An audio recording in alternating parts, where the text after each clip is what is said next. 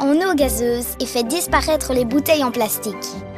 SodaStream Crystal, élu produit de l'année. SodaStream, bon pour nous, meilleur pour la planète.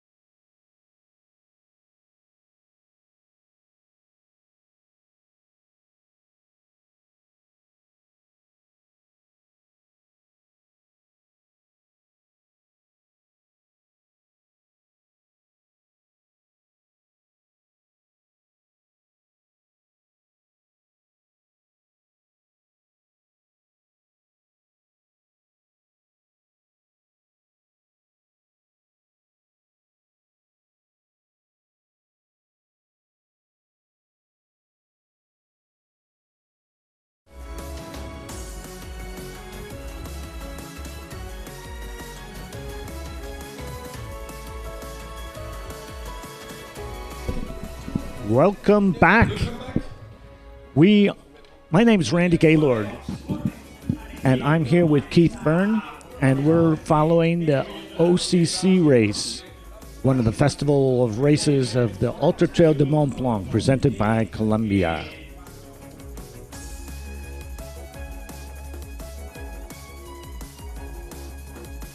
The OCC race started this morning in OCA, Switzerland, and it has its destinations of Champay, Switzerland, which stands for the second C, and they've already been in and out of that location, and they're on to the second letter. The second C is Chamonix, and that's where we are, and that is the finish line. The race started 3 hours ago at 8:15 in the morning. The time, local time here, is 11:15.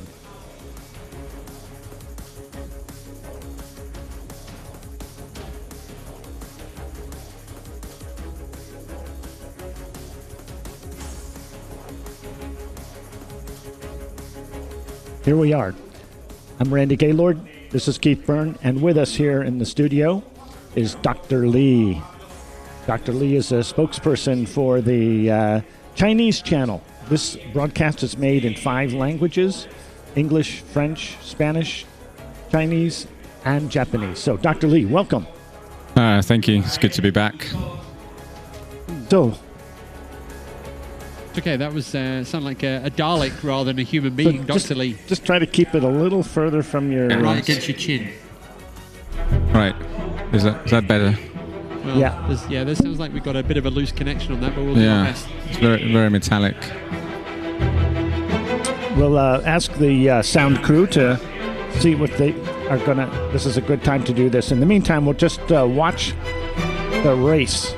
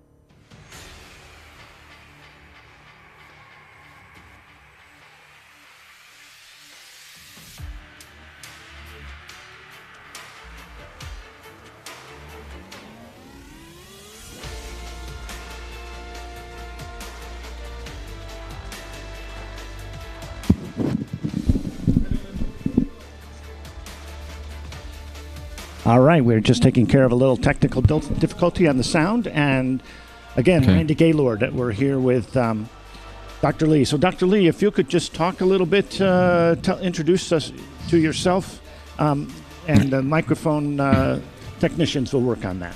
Okay, I think it's better now, actually. My name is Pavel. I live in China, work with running, and our company work with UTMB, and we organize a Gaoligong by UTMB race. And also I'm here with the Chinese commentary team, and also sort of by default expert in all things that are to do with Chinese running. It's very good to be back, and thank you for having me back on your channel. Welcome. And the Gaoligong race is part of the UTMB World Series, is it not? That's right. So it's part of the by UTMB series, and together with Ushuaia, Oman, and also a new race in Spain. So yes, it's part of the circuit, so to say, and we have next year we have in March, end of March, 21st, 23rd. If you want to see a part of China that you certainly would not go to otherwise, you should come and run it. We'll have 5,000 people running, which will be a record for a Chinese race. That's terrific. Yeah, wow. I'd love to get over there. You're welcome. Sure, we can arrange that if you want. Yeah, just a one-way ticket, please, Pavel. Thanks, Keith. We'll have him. He'll be an asset to Gaoligong. So, Gaoligong, for anybody who's out interested in running in China, look that up, Gaoligong by UTMB. So, we've been watching from the start, and I think you've watched it too, this Luo Tuao. Luo Tuao. How would we say that so that Randy and I can sound vaguely more... so is it Lu Tao? Luo Tuao. No, it's Tuao. Yeah. Luo. So he's going... he's super young. He's 21 He's 21, years old. yes. He's really young. So he runs for Terex China, and he comes from a really interesting background, quite different from other Chinese runners. So now there is, as you know, there is the state sports system in China. Yes. And a lot of Chinese runners come from the state sports system, and they've been there, or they spend years since childhood running mainly track and road. So now there is also a state mountain marathon racing system. So those athletes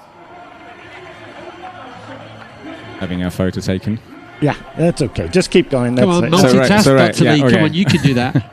So those athletes run trail races, which are government races, which are not really open to the general public. So he is a state trail runner, and he's been doing very well. You can see him there now in his little shorts, powering away. So he's extremely strong, very young. He comes from Guizhou, which is... they have a bit of a history, so sports system in that province, they focus on outdoor sports, and he's a local boy, and he's been running state trail races. And everybody in China is saying he's extremely fast, extremely quick, and very dangerous. I had not heard of him. I've heard his name. Dangerous? Dangerous as in... Quantify dangerous? I think it's... No, it's not. I don't think he's a violent man, but he is a great runner. Great potential. So other runners like Shen Jiashang were saying, watch out for this guy, he's strong. And he's from the mountains as well, right? Yeah, so that province is all mountains. It's not... so it's relatively low mountains, but it's extremely hilly, sort of... poor, very nice place, very beautiful, but so they make them really tough there. There is a lot of runners coming from Guizhou and neighboring Yunnan. Right, and also in terms of, is he coming from a track background into trail running? No, that's the whole thing. Right. So he obviously probably started off doing something like track, but then he's only 21, so he was quickly put into the mountain running division, which is new in the state system, so he represents that. So he is part of he's a state athlete. He runs in those state marathons, which are mountain marathons, which as far as I know are not open to the general public. They're kind of those elite closed races. Is this kind of series that's happening in China? That's right. Yeah, and he's the actual I was talking to your colleagues before I knew you were coming in, so they were saying that he won the whole series. So he won the Chinese Mountain Marathon Series last year, or maybe it's this year, which is all elite. And it's an elite competition. It's not a race open to kind of general runners. So yeah, that's a great result. And as I said, he was vouched for by, Shen Jiashang, who's one of the favorites for CCC and who was sixth at OCC last year, and I think he was ranked third or first by ITRA, and that guy will run on the track, and he pointed out at Luo Tao and he said, yeah, this guy is really strong, and so he must be. Well, we watched him on the descent into Triomphe, and I've got to say that he had a quickness to his step and a power to the downhill that was just remarkable. And he put 3 minutes on these other competitors who were just charging behind him. So it was really an impressive image that we had the chance to follow. And thanks to our camera on the runner who could stay with him long enough. And he stayed with him to the bridge, and then he just kind of had to give it up for a little bit. So we're just kind of giving you an update because you're like, hey, where's all the running coverage? You guys just talking away there in the studio. So shortly, while we're chatting away here, we're just waiting for the camera crews just above Vallorcine. So the runners have crossed the border now into France. There'll be a big crowd down by the railway station as the runners come through there before they prepare for the kind of like that false flat up to the Col de Monte, and then the last big climb from Argentière up to La Flagère. So we're just kind of catching up in terms of Chinese runners because they're more prominent than ever before at UTMB this year. So Dr. Lee here in the studio kind of giving his Chinese insights. Right. So let's talk about some of the women runners. Right. So there is a very strong steeplechaser running this. She won Hong Kong 100. Oh, she's the one I saw jumping over the fences. Oh, what? Sorry. And through puddles and so on. So she's she still runs steeplechase, and she's still part of a called 专业队.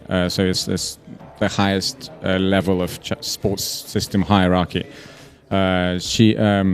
Her name is Lu Yangchun, and she won Hong Kong 100, smashed the field, and that was her first ever trail race and her first ever ultra. She's not doing that well at the moment. I think she's well down in the rankings. Something might be wrong, but she is, she's a steeplechase, extremely quick. She's from Yunnan in the south, and she was recruited into a sports school system in Ningxia Autonomous Region in the north, and that's where she still is, and she runs steeplechase. Also, as I said, something is not right if she's nowhere near. She's now in 24th place, I think, female rankings. Right. But I don't know much about her. She's quite, so she's young, and Michael is a steeplechaser running there. So hopefully she's now 29th. So she used to go out with Shen Jiashang, who is the top Chinese runner. They were in the same sports school in Ningxia, and then they broke up, and now they don't talk to each other, and it's a bit of Chinese gossip for you. All right. So what about for the races coming up? Right. So the big talk who should we be watching from China? Right. So in CCC it will be Shen Jiashang. So he was. Go on, keep going, because there's no way Randy's going to write that down now. So Randy, don't even pretend to write the guy's name. Just keep going, Shen. Dr. Lee. Let's call him Shen. Shen, S-H-E-N. But so he'll be ranked in terms of the ITRA. He's right up there. He's right up there. I think he was ranked first at some point this year. So he was sixth at OCC, and he broke down at the finish last year. He was apologizing to everyone. I'm so sorry. I messed things up and took off his backpack. He was really dejected, but he's bounced back. So he won Hong Kong 100. He won a whole load of things in China. He was second at Lavaredo, and also he learned how to control his kind of this natural instinct to just blast away like Jimin does. So he told me, I'm now more relaxed. I eat, I drink at checkpoints. I don't rush anymore, and so he's really strong and he's very relaxed. He's I think he's one of the favorites.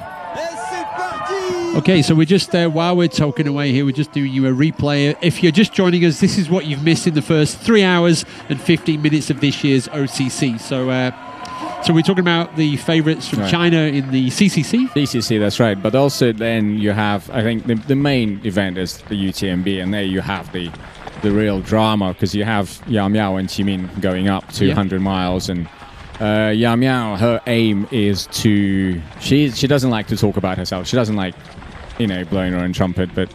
Which is the opposite to Qimin, right? No, Qimin is proud, but he would say things like Yao Miao is just really quite shy, and So I know for a fact that her aim is to win every UTMB division and set a new course record. So now she told me the pressure is on, and she feels like the pressure is on. Sure. So she's going up, and she's saying, "Oh, the field is really strong." And Jimin had a bit of a bad run. He kept falling over. He kept DNFing, and I don't know what's going on with him. So I would not be surprised if he goes off like a rocket and then dies on 100K. Sure. But Yao Miao is very strong. She's set. She's extremely focused, and my money is on Yao Miao. If she controls herself, and if she doesn't go off like a bullet, I think she'll be brilliant. She'll be favourite. So we just we're just kind of down. I think we've got two cameras here. We've got one just slightly above Vallorcine. This is kind of like in the winter. This is the track that you would ski down at the end of the day from up at Le Tour, and then down we just saw the railway crossing. That is the iconic part of the Vallorcine, and I think the runners will go around that to avoid the railway line, I think now. So and then we'll see them heading out the false flat. So we're waiting to see if Lutau is still holding on to the lead. We did see that the Norwegian, so Steen Angermund Vik, is second place now, and he's chasing down the Chinese runner. It's very close. Yes. Yeah. So back to UTMB. So and then you have also guys like Yan Longfei, who is had also Salomon athlete, had trouble with injuries lately, extremely quick. He is just craving this big title because he's been very unlucky in the past.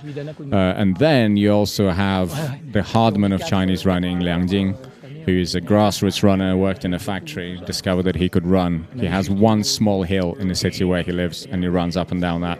He beat Jimin at Hong Kong 100 last year, and he got disqualified because his strategy was to steal water from hikers. to borrow water or stealing it. So first he started asking for it, but and just then grabbing water bottles. Pretty much. So you'll see, he's a character, Liang Jing. So he's That's not a strategy I haven't heard of before. Unique. Okay, he got him disqualified. Well, I'm glad you said that. Yeah, but he beat Jimin, and Jimin was dejected because he's not from a sports school system. He's like seen as a bit of a peasant. You know, he just started running, and he runs colossal mileage with no coach. He told me he races up to 800 kilometers races in a month, plus his training. Wow. And he trains on one small hill in the city called Hefei, and he just discovered that he could run. He said, when I was at technical college, there was nothing to do, and there was this one small hill, and I started running up and down it. And I liked it, and I turned out to be good at running, and then he just started racing absolutely everything. And he's just a tough individual. And I used to work double shifts in the factory. That sucked, and now I run. And he's Chinese 24-hour champion. He ran a 2:30 marathon off some ridiculous training. Yeah, so he's beaten every runner in China. He was second at UTMF. So he's very dangerous. Now he's learned about nutrition, and he's a dangerous runner. So do the Chinese runners stay together and work together as a team when they're not running, at least, to support each other and to provide emotional and support and so on? Yeah, they do. So you have several groups here. So now it's all basically, it all depends on sponsors. So Liang Jing, that I'm talking about, he's sponsored by Tareed, there's a Chinese brand. So all their sponsored athletes hang out together. Yao Miao, Jimin, and Shen used to be kind of one group. Now Shen is with Columbia, they're with Salomon, so they kind of split according to their sponsor at the moment. But yeah, Shen does not really hang out with the Jimin and the other crowd. He's seen as a bit of a strange individual. And as I said, stealing water from hikers I found it quite amusing. But basically he was running in the lead, had no idea. So it had no idea about support between checkpoints. He asked a hiker for water, got the water, then he was like, well, I might as well just start grabbing bottles. And that's Liang Jing. But then he felt terrible afterwards. So yeah, so that's the Chinese runner powering him down. Looks extremely strong. Yeah. Lord Hao. So yeah, so that's what Liang Jing is like. Then he was very apologetic, actually wrote an article about him. It was like, I didn't know.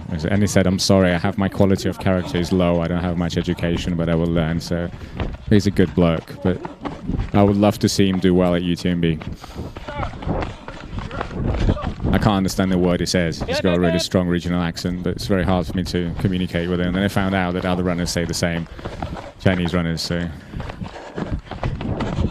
he's motoring it down. I mean, just look at his stride. Yeah. This is just remarkable. Yeah, well, he's a new species. He's a state-produced mountain runner from China. That's his job, and that's, you know, so he better do well. Yeah, well, he seems to be doing it. Now, about the food of these Chinese runners. We saw him in the last aid station where it appears that he was just eating what he brought with him, not choosing foods from the provided by the race organization and the choices. Now, many of the runners were doing that, but what are the food choices of the Chinese runners? Well, that's a bit of an issue with a lot of runners. So they don't like Western food. So and it's a bit of a problem because a lot of the kind of Chinese snacks that you can get races, they're not particularly good for running. You know, they're not very high in sugar. You know, they're not this easily digestible fuel, and so they don't like pasta. They don't like mashed potato. They're not used to it. Jimin famously said, "I can't eat Western food. Chocolate makes me throw up."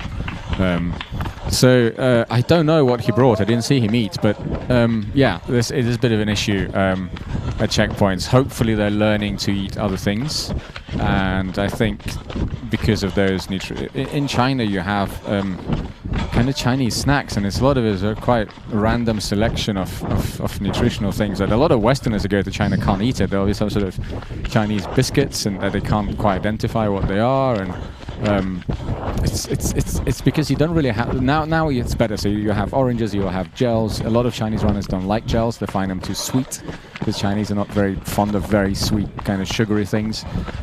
So yeah, I would like to see what he has at checkpoint saved for him. Boy, he just seems to keep the same stride regardless of the ground cover, whether it's rocky, dirt, rough, narrow, wide. His stride just doesn't change, but he always seems to get a flat landing too. I don't know how he does it. Yeah, he's really, really good. Yeah, well, he's the Norwegian must be just behind him. He's probably put some distance on him now. Because the photographer is behind him, so the second place is not that close to him. Well, hopefully he can sustain the space till the finish. You know, Chinese runners are renowned for going off too quick and not pacing themselves, but he certainly does not look like he's struggling or. Yeah.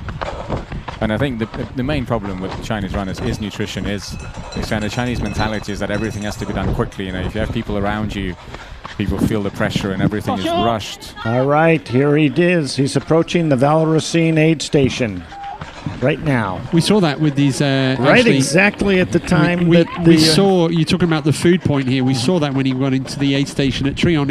He had a gel, had a look at what was going there. He was like, nah, and left. So it was. It reminded me of your feedback last year about the let's say the steep learning curve of the Chinese runners, and when it comes to nutrition from around the world. Yeah, so there's actually photos of Yam Yao and Jimin cooking in their apartment, and there is a table laden with Chinese spices that they brought with them, all sorts of sauces and spices, and they were boiling this gigantic slabs of meat. So that's, you know, and they would do Chinese food, you know, so deep fried potatoes and vegetables, and this gigantic slabs of flesh, but it's a bag full of Chinese spices. So, ooh, he's looking. Taking out. Hey, he's looking fast, I would say. He's looking fast, but he is starting to show the work. There's no question about it. Grimacing. He's grimacing.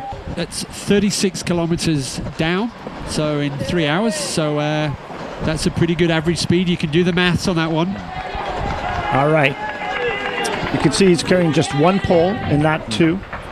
And that's been his trademark the entire race. One way that we've been able to identify him, but of course now it's the red shorts and the white top and the black hat, white and black hat also show him. Also, he's in first position, so yeah. So it's going to be interesting to get the time gap here, and this is a race where you cannot relax because the guys behind are super strong. So this is going to be. They're strong and they're close. It's going to be a stressful 5 hours in total, 5.5 hours. And also they feel the pressure now. And also the thing is with this whole political situation now in China, things in Hong Kong and just the general kind of bad feeling around the world. I think a lot of Chinese, well, I know for a fact, they're kind of feeling that there's pressure on them to perform, to show the human side. Yeah, the Chinese athletes can do well. The Chinese are very, very proud, very patriotic, so they're really out there to make a point. Sounds like trail running is a real diplomatic activity there. I think it's in all sports for Chinese athletes, and it becomes a quite. I mean, don't get me wrong. So Chinese people can get really wound up when it comes to patriotic things, and in sports it shows up in kind of becoming a bit negative, a bit too much, But yeah, so yesterday when the Chinese runner Yun Yanjiao finished sixth, he was talking about about that, how it was important for Chinese people to perform well, but he also pointed out how it's not just Chinese supporting him, all the Westerners were supporting him, and he enjoyed that. So I think it's a good way for Chinese to show themselves and to interact. The problem is that most of them do not speak anything but Chinese, so they find it very difficult to socialize with people. Yeah. And that's what Yao Miao's problem, and Qimin, they try to learn English and they paid for online courses. And so there he pulled a gel out of his right pocket, and he's trying to get that down. And he's done. So I guess, and here's the second runner. So yeah, they are in the aid station together. 3 hours, 25 minutes since the start of this race. Wow, this is another nail biter. How exciting! So Norway were fourth yesterday in the TDS with Halvard Schönberg, and so right now Steen Angermund Vik from Norway is second. You can see them together in the aid station. So here we go. Out. This next section very runnable. Boy, they're both keeping an eye on each other. Out of the corner of their eye, just kind of watching, see who's going to leave first. So Steen, bib number 1 for this race, so showing his strong performances already this year.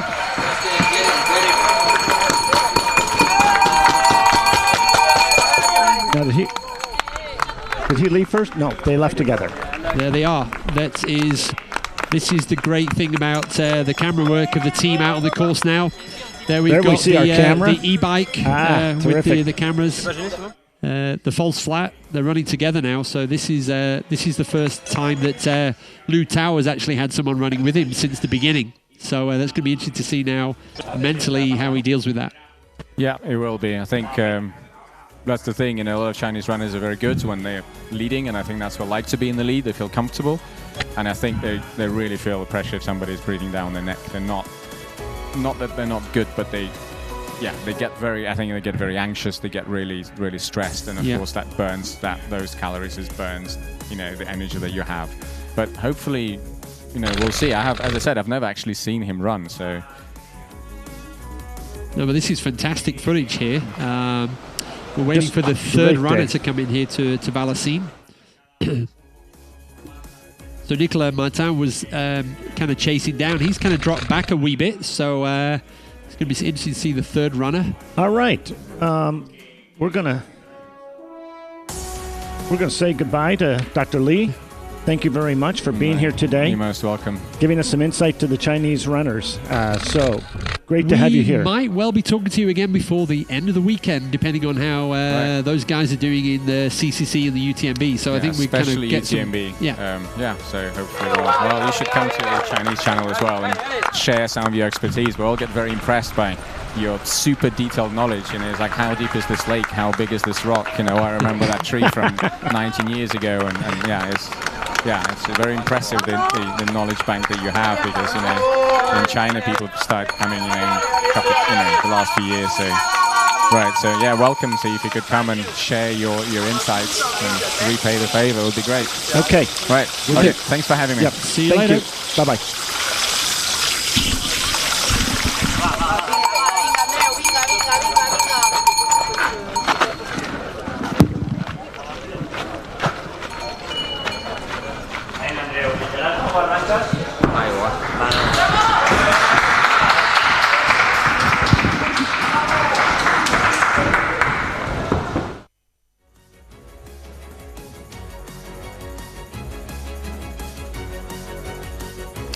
So that's Dr. Lee out of the studio again. So the third runner which just arrived into Vallecine, which was Andreu Simon Aymeric from Spain.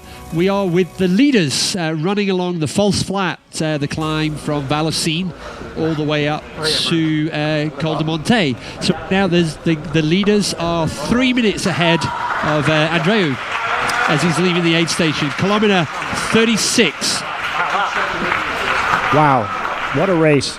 A pair of runners just ahead of this runner from Spain leaving Vallecine, and they still have one good climb ahead and a massive descent and finish. And I expect them to just keep going as strong as they can, right to the bitter end. Okay, and just tracking the women's race as well. So the top 6 female athletes have crossed the top of the climb at Les Steps. They're on the way down to Vallecine.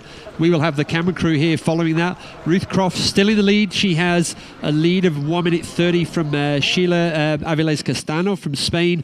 Azzara is in third place from Spain. In fourth, Anna Komet from Spain. Yuri Yoshizumi from Japan, and also Emily Schmitz from the United States. So the Chinese runner just started walking as the bike went by, and the Norwegian runner is continuing to run. A major pass just occurred right there in front of our eyes. Oh dear, that's too bad. The Norwegian, well, too bad for the Chinese runner, but good news for our leader now. So Bim number 1. Yes, he's solid. He's solid in a lead now. No question about it. And that was I think that was the concern even from our Chinese commentary team, was that the runner's relatively unknown, and they were worried that maybe he'd gone out too hard. So we've seen he was suffering coming into the aid station at Vallecine, even on the little inclines. So So he's putting some distance between himself and Luo Tao. It was a great race to watch him coming in, and now we have I think Andrew will also catch up to him, and this runner, Nicholas Martin. So Stian in the lead from Norway. So from Bergen in Norway, he's kind of team Salomon Vareg. So this is his first time racing at any of the UTMB races. Although I see he's fourth in the Marathon de Mont-Blanc this year, so he's already been racing around these parts, and he's definitely got some good speed. Third in last year's Marathon de Mont-Blanc, so he's got some history in this part of the world. All right, the hammer's going down. Yeah. He's really motoring there. That's no question about it. So, really motoring is Stian Angermund Vik from Norway. There he is.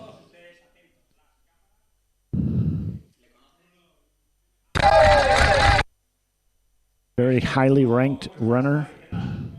Has been running in Europe.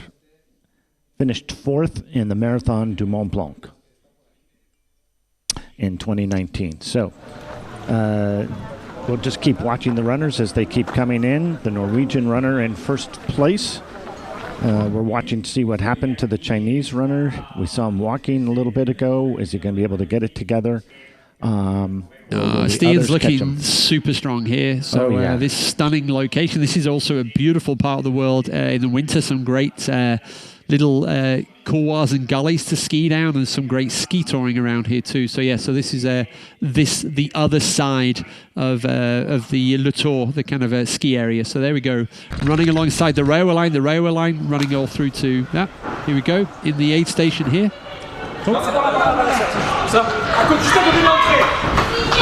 These guys are fast in and out here at this aid station, frenzied. The top 7 runners in and out of the aid station now. That is Eugenie Gil from Spain. I think that's number 38, Paul Matau. Oh, so Paul Matau? From France. Oh, yeah, sorry. 38, yes. 38. Right behind him, we just saw in the aid station, is Eugenie Gil. So that's your top 7. Eugenie is 7 minutes behind the leader, as is Paul. So he's looking strong. The runners have broken into the kind of normal stride that I would have expected from the first moment here, 3 hours and 33 minutes ago. Yep. But the next runner into the aid station of Valocine should be Cole Watson from the United States. Ah, yes. Look at the smile on the Norwegian. He's very happy to know that he's broken away. This is runner number 8. Well, that's Eugenie Gil. Okay, that's Eugenie Gil from Spain. So Cole Watson, we're waiting for him to come in now. So Cole, team Hoka One from Folsom in the United States. So we're looking for currently on track for a top 10 finish. Watch for Cole. He's runner number 9. And then our buddy Roberto De Lorenzi from Team Vibram. Roberto from Switzerland down in Ticino. So Roberto is his first race here. So we had a good chat with him in the studio yesterday. So come on, Roberto. We said we'd cheer you on. So we're looking forward to that. I think, Randy, we're also going to be coming up now in a few minutes. We'll be having a split screen. Garmin are going to be having a product launch somewhere in the building here. And we will be giving all the viewers the opportunity to watch what is new. So if you're a geeky trail runner and you're looking for the latest gadgets, I think Garmin are about to unveil one. Well, Garmin is renowned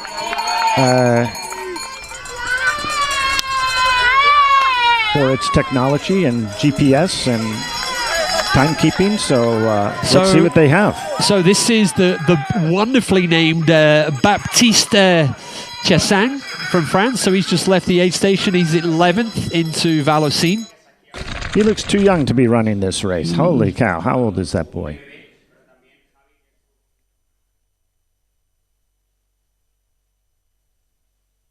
I was looking for Cole Watson to be coming along, but this is our race leader. And the rattling, that's confirming that we've got the bike cam following our friends right now. Stian Angermund Vik from Norway in the red top.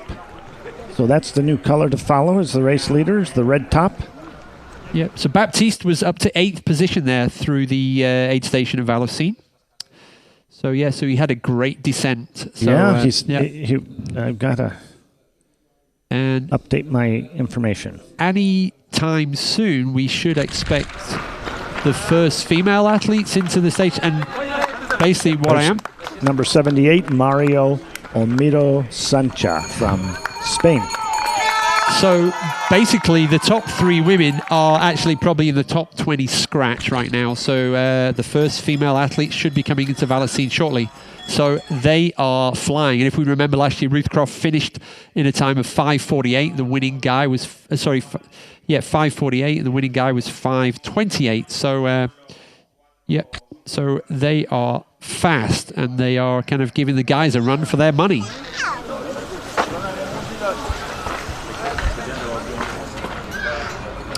We'll probably have a camera crew up at the Col de Monte, where the route changes from what we'll see for CCC and UTMB. The runners today, they're going to drop left down to Argentier before they do the last climb up to number 27. Mathieu Delpache from France. Okay, there's been a little change up in the order here. On this last descent, the stronger descenders are starting to move to the front of the race, one at a time. A lot of young runners as well. We've seen that now at the shorter distances. This is kind of almost like a lot of the runners, Roberto De Lorenzi saying, I'm going to do this race for a few years, and then this will be my graduation up to UTMB further down the line. So the runners are kind of building up well. So Mathieu Mathieu, yes, okay. And we're still waiting, I believe. Yes, we are. We're always waiting, but we're waiting for Ruth Croft to appear. There we go, there's some... Cole Watson, anytime now. Yeah, the top 11 runners now into over the top of the climb. So I can see that Caitlin Fielder from New Zealand in 10th is through there now. Emily Schmidt 6th. Nancy Jiang from New Zealand in 7th. So yeah, some of the English-speaking countries that we're kind of tracking. I think this is Cole. It's a Hoka One One runner.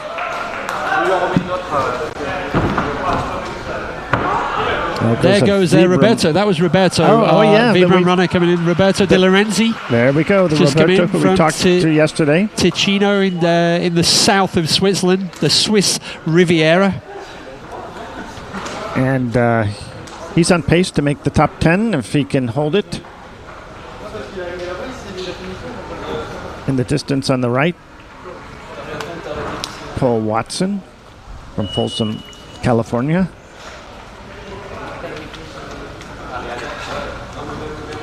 I just wanted to kind of break out in a kind of Johnny Cash song, but I won't. Maybe he wanted to go to the bathroom.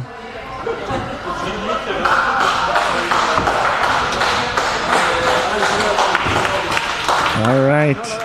No time to spare. Time to get moving. In and out. Run. Okay. Nicely done. So the did not get lost. Okay. He was first last year in the Chuckanut 50K in Bellingham. That's a race that is directed by the former UTMB first place female finisher, Chrissy Mole. So Cole was 12th place into Vallorcine. As all eyes now looking for the first female athlete into Vallorcine. The previous winner, so Ruth Croft, current leader, the winner last year. We already saw that yesterday. Audrey Tanguy, she second time consecutive winner of the TDS, the new adjusted course, just threw in an extra 20 kilometers and another 2,000 meters of positive elevation just to make her really earn her second victory at TDS. So Ruth Croft has a chance to do the same today on the same course as last year. This area here, Vallorcine, is it was much smaller than this, and then they added the ski lift in on this side of the mountain that kind of takes the skiers up into Le Tour, and this is kind of really, this section has grown. There's some amazing buildings there now, a lot more restaurants, accommodation. So yeah, so this Vallorcine has certainly grown for those people that know this area in the last 15 to 20 years. And Le Tour. Le Tour is a great hiking area. There's a refuge up there right on the edge of a glacier, touches the glacier right there, Refuge Albert. And also it's a popular place for mountain biking because you can put a mountain bike on a lift, take it up, and just ride down on the trails. So we're going to be going on to mute for a short while we allow you access to the Garmin conference that's about to kick off, and they'll be unveiling a new product. So we'll be sharing the images, but maybe this is good news for some of you at home. You won't have to listen to us. Yes, and so but keep an eye out for the runners, and what you're going to watch for is Ruth Croft, a woman in a black outfit, and second runner. Yep. So as soon as we go to split screen, Randy and I will go to mute, and yep. So we're just watching the next runners coming in. So we'll be watching for, and you'll be watching for a runner. I think during the course of that announcement by Garmin that the other women runners will come in. So we'll take a break here. Randy Gaylord and Keith Byrne on the English channel of Ultra Trail du Mont Blanc, presented by Columbia. Stay tuned.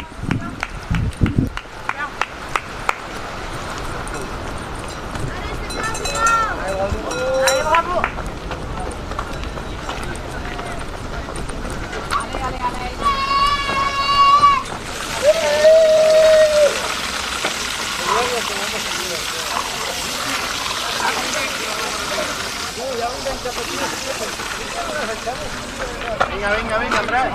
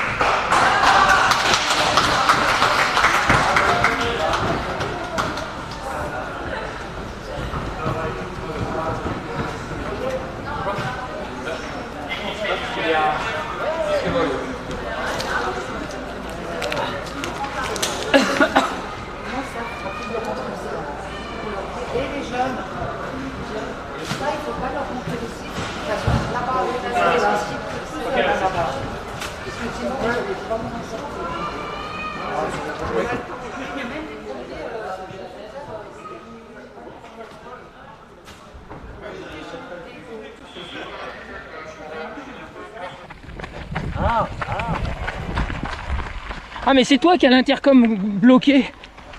Moi j'ai rien. Si, je t'entends là. Dans le téléphone. Il est verrouillé. C'est pour ça qu'on entendait tout.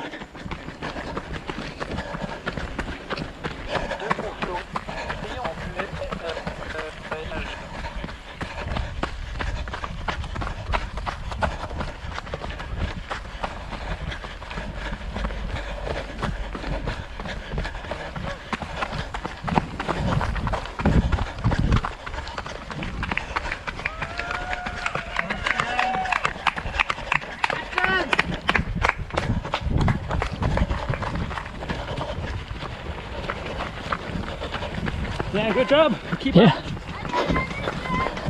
Merci.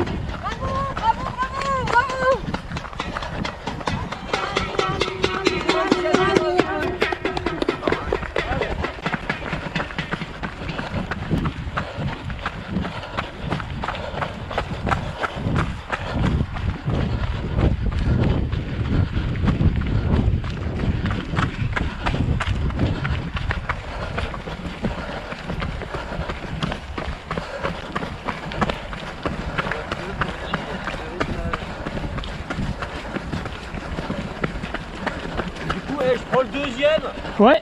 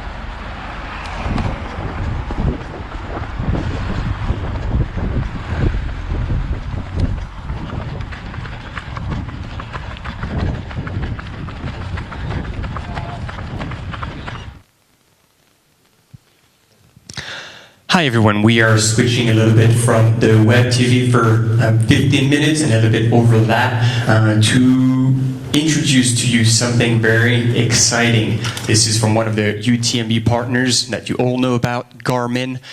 They are experts in all wearables, watches, GPSs, and so on. And obviously their partnership with UTMB is extremely meaningful. They know a lot about outdoor sports. And today they will present you something quite unique. This is something that is exclusive, if I understood correctly. So let me introduce to you the team. And before I hand it over to these guys, for you following online, this is streamed live from Chamonix, Mont-Blanc. And it is very important for you to know that if you have any question about what is going to be presented, just ask your questions online, on Facebook, on the social networks, and we will try, if we have time in the end, to answer some of these questions. So I'm going to hand it over to Till first, and he'll introduce you the two key people. So I'm going to try and make them visible to you all. Martin Resch, who's the Senior Product Manager Outdoor EMEA, and then John Hostler, who's the Senior Marketing Manager for Wearable. So thank you all for following, thank you all for being here, and enjoy that exciting presentation. Martin, thank you very, very much. And in the name of the team and me, a very warm welcome as well out there. Thank you very much for joining us. And as Martin has promised, it's exciting news today. And with that, I want to jump right in with John and Martin. Gentlemen, welcome from my side as well. Before we talk about what's happening, let's talk about where it's happening. Why did you choose the UTMB? Actually, thank you very much for having us, first of all. I think it's interesting to know that for us it's a very exciting year because we're celebrating our 30th birthday. We call it 30 years of innovation, and that's very much what Garmin is about. We're a very innovative company, and we try to drive the experience that we have out of this 30 years of innovation into wearable development. So if you look into the last 15 years of our history, we were developing and innovating in the wearable environment. So we're making specialist watches for runners, for golfers, for swimmers as well, and also for hikers. And at some point there we saw that there's a larger need for people that don't only want to use one activity on a watch, but they want to use multiple activities. So we started our multi-sport endeavor. And the Phoenix is the outcome and probably the most powerful multi-sport watch which is out there today. And for us, it's really exciting today because one of the most demanding customers and target groups are actually the trail runners. So we are really excited that we can be here today at the UTMB. And we are really excited to introduce today the next generation of Phoenix. It's the Phoenix 6. The Phoenix 6. The cat is out of the bag. Yes, it is the Phoenix 6 that we're launching officially. But John, before we talk about the product and everything that happened around the Phoenix 6, what makes the Phoenix in general such a success? Well, Phoenix is a really special product, and it's been a great success story for Garmin. It's become kind of an iconic watch brand for Garmin, and there's a lot of reasons for that, but I think the main reason is it's a really perfect blend between a super high-performance sport watch and an everyday 24/7 watch that you want to wear all the time. And that we really are different. While there's a lot of great smartwatches on the market, you know, ours is one that is sport first. Sport first, which is represented in the features. Can you name some? Yeah, for sure. So we want to differentiate ourselves and be high performance, right? So we differentiate with incredible GPS accuracy and sensor quality, with a display that's always on, always visible, but it allows us to get incredible battery life and look beautiful outside. We have a button-only interface. So the button-only interface is something we do very intentional, and it's something that allows us to use the watch in a way that you can trust it's always going to work. So you press the button, it's going to work, it's dependable. Wherever, in the most intense markets, or the most challenging environments in the world, we want to make sure that Phoenix works. Hey, we just got to look at the pictures around us, and I know exactly what you're talking about. But you said it's a smartwatch as well, so there's great everyday features, smart features included as well. Yeah, that blend between 24/7 watch and sport watch is really important. So as a smartwatch, we have smart notifications, we have music, we have weather, we have mobile payments. You can walk up to a retail store and pay with your watch. Those everyday smartwatch features are a huge part of Phoenix. And one thing that really separates us from other smartwatches is our battery life. And I'll go into that more, but instead of working for days like other smartwatches, we work for weeks, and with an always-on display, and it's just a really important differentiator that improves the experience. But something that's become incredibly important next to features is a watch is a statement. So design is very important. What happened on that end?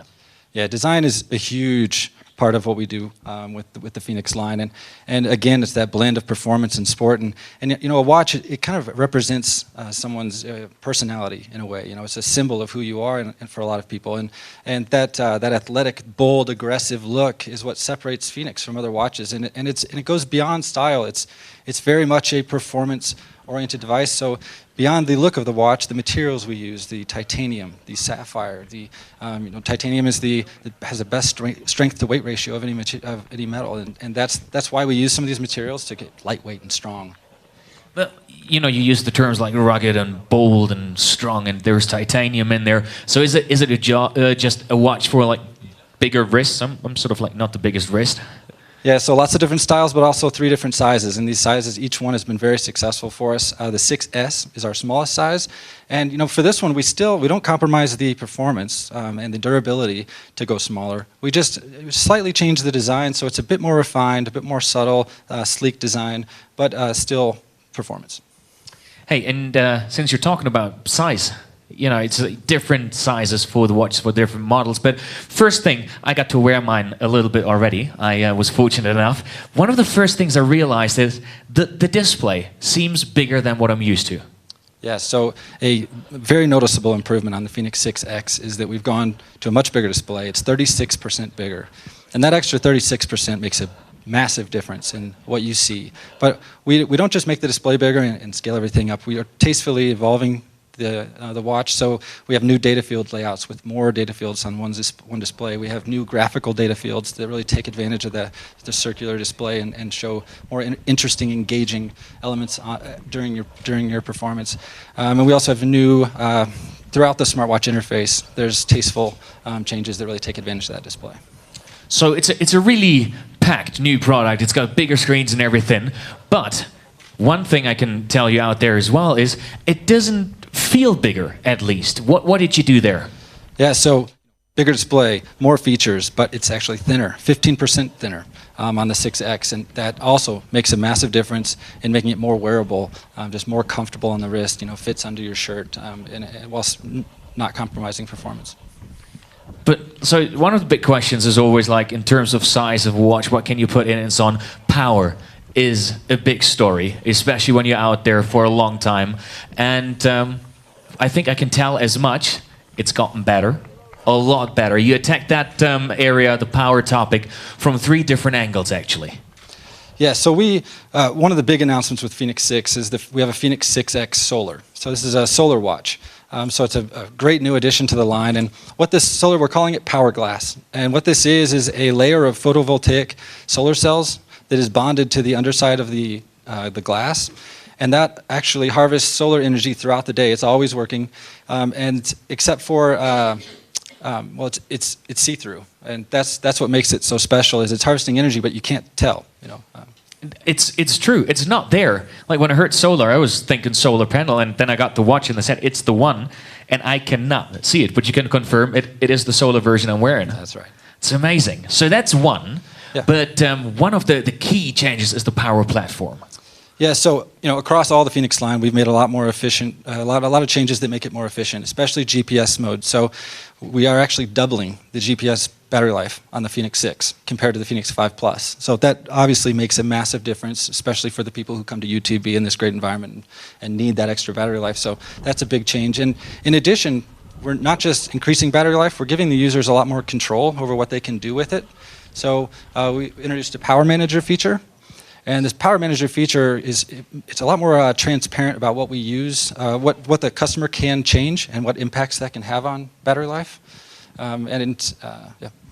And it's something that's really relevant for me, and I think a lot of people out there can identify with it as well. We all know that feeling of like having a good training week, and you're out there a lot, and you forget to charge the watch, and then you're there. And to me, it was always like, I got 10%. Am I going to make my ride or not? That has changed. Yeah, so a big kind of interface change in how we're representing battery life is that beyond just showing a percentage like most phones and most devices about how much power you have left, like 10%, we're showing battery in terms of time. And it's not just time, it's a realist, like a dynamic use of how much time we actually think you have left based on the settings of your device. And if you don't like those settings and you need to change them throughout your race, it's very dynamic. You can go in and change GPS to a higher power mode and immediately see the impact of those changes in your battery life estimate. But that's not the only thing that works really well for me, I have to say. Another thing is you've eliminated something that's really interesting for, I know we're in trail running here in Chamonix, fair enough, but it's a watch that's for a broad spectrum of athletes out there. I'm more on the endurance end usually, and my sport includes swimming. Yes, I know. I mean, I knew that you would step on this because we discussed it so often. So there's also something for triathletes. So those guys who are getting into the water as well. And so far, we were not able to track the wrist heart rate from the wrist during swimming. That's new with the new generation of our Elevate wrist heart sensor. And so in the future, you can leave your chest strap just at home. No matter what you do, whether you go swimming, cycling, or running, or whatever, you can measure really wrist heart rate all the time from the wrist reliably. The other thing that this allowed us is, as you know, we already on the Phoenix 5 Plus, we had the pulse ox sensor, which is measuring the blood, the oxygen saturation of your blood. And we are bringing this to all platforms now. So also the Phoenix 6S, the Phoenix 6, and the Phoenix 6X will have pulse ox. What it does, it allows, above all, those who are taking it to higher levels, that means mountaineers, but also trail runners, ambitious, to track their blood oxygen saturation. And at that point, it's a real safety tool because it helps you to track whether you're prone to get altitude sickness. So it's really a relevant feature for those guys. Great safety tool, and again, the chest strap is gone for swimming. That's really, to me, that's really exciting news, without a doubt. And another feature I personally, for example, enjoyed a lot beforehand is maps, because I travel a lot and train a lot in places I'm not familiar with, and that's something that's a very important feature of the Phoenix 6 still. Yeah, Maps is a huge differentiator for us, and we spend a lot of time working on new features for it, and I'll get into some of those. But before, really, the vision for Maps on a watch, it goes far beyond just putting a map onto a watch. We really want to take all the complicated information that's within a map that might not be a watch might not be the greatest spot to see that, right? We want to take all that complicated information and simplify it into actionable, glanceable tools and features that you can use in the moment. And we have some great features that do that. Oh, absolutely. And one of the great features is something where you, as a community, actually in a way played a major part. And I just ask yourself out there, because it's been there before, but I have the feeling not everybody is aware of it, is Trendline. What is Trendline, and how did you make it more visible? So Trendline popularity routing is a feature within Garmin where we've sourced, for those who do the billions of miles that people hike, run, bike around the world, for those who share that information with us, we put that all together and create an interactive map that the darker purple, the line, basically the more popular and so on. So we create this map, and we've been using it in the background to help us create better routes for those specific activities, depending on what you're doing. But what's exciting about Phoenix 6 is we're taking that to the wrist. So you can actually see that information on the watch with our map themes and see the dark trail, so you can make in-the-moment decisions. And it completely changes the way the map looks. This is if you look at Chamonix, for example, you look at a normal map and it shows streets and things, but when you look at it with popularity, it completely changes and reveals these beautiful trails, and it changes based on the sport. So basically, just when I'm out there and I'm on a junction and there's like 3 trails, I can just have a quick look. This is the popular one. That's where I'm going. That's right. Nice. I like it. And I know we're officially launching today, but you were lucky enough to use the Phoenix 6 for a little longer already. And you got to try one of the features, or actually in one of your races recently at Boston Marathon. Yeah, so I've been testing the watch for a few months now and making sure it's right for the customers. And we tested a new feature called Pace Pro. And I think this is a great example of how to use map data and simplify it down to something that's actionable. So what Pace Pro is once you create your course on Trendline popularity routing, or you download your marathon course, you can take that data, and we know the elevation contours because of the data on our watches. So we use that and then provide a pacing algorithm basically that looks at the grade of those different hills and splits up the run, and then gives you a pacing profile. So it gives you dynamic pacing changes throughout your run and presents that on the watch as you're going, letting you know how you're doing compared to your plan. You don't need a coach out there on the course anymore. That's pretty awesome. Martin, is that something that works for any kind of racing, training, any kind of athlete? Yeah, in general, yes. So I would also say it's a relevant feature also for trail runners. Even so, it's not the best thing to use in a very technical environment. Of course, you can use it off the regular roads. You can use it for preparational runs early in the season. So I think it's a really meaningful feature for those guys. What we have on top of this, once it gets more technical, once you're taking more elevation in and more peaks in, we have the Climb Pro feature. And this is a feature which allows you or which gives you all the information that you can manage your climbs in a more efficient way. So what we're doing there is we're taking also the course, we're splitting it up for getting all the climbs out of your course. And then on the one side, we show you once the climbs are coming. So is it 5 kilometers to go to the next climb, or is it only 1 kilometer, so that you can pace yourself already a little bit to get there. And then once you're in the climb, we give you all the information that you need to be efficient getting through the climb. The distance till when it ends, how many meters do you have to climb, what is the average incline that I have to climb, and I can also track my heart rate. So once again, we're using mapping intelligence to give you really relevant information to master your climbs. It's impressive, everything that's gone into it and so on. It's fair to say it's an amazing athlete's watch, isn't it?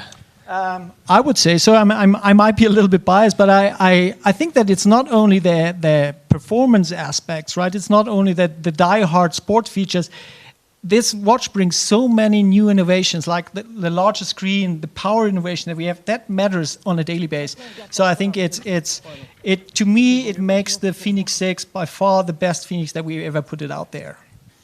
And I think we actually do have a short little video about the Fenix 6. Here we go.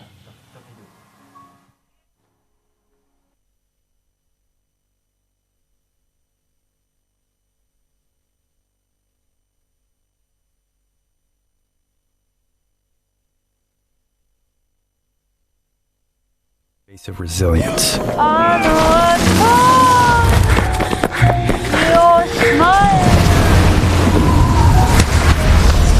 The face that says you're not doing this for attention or accolades,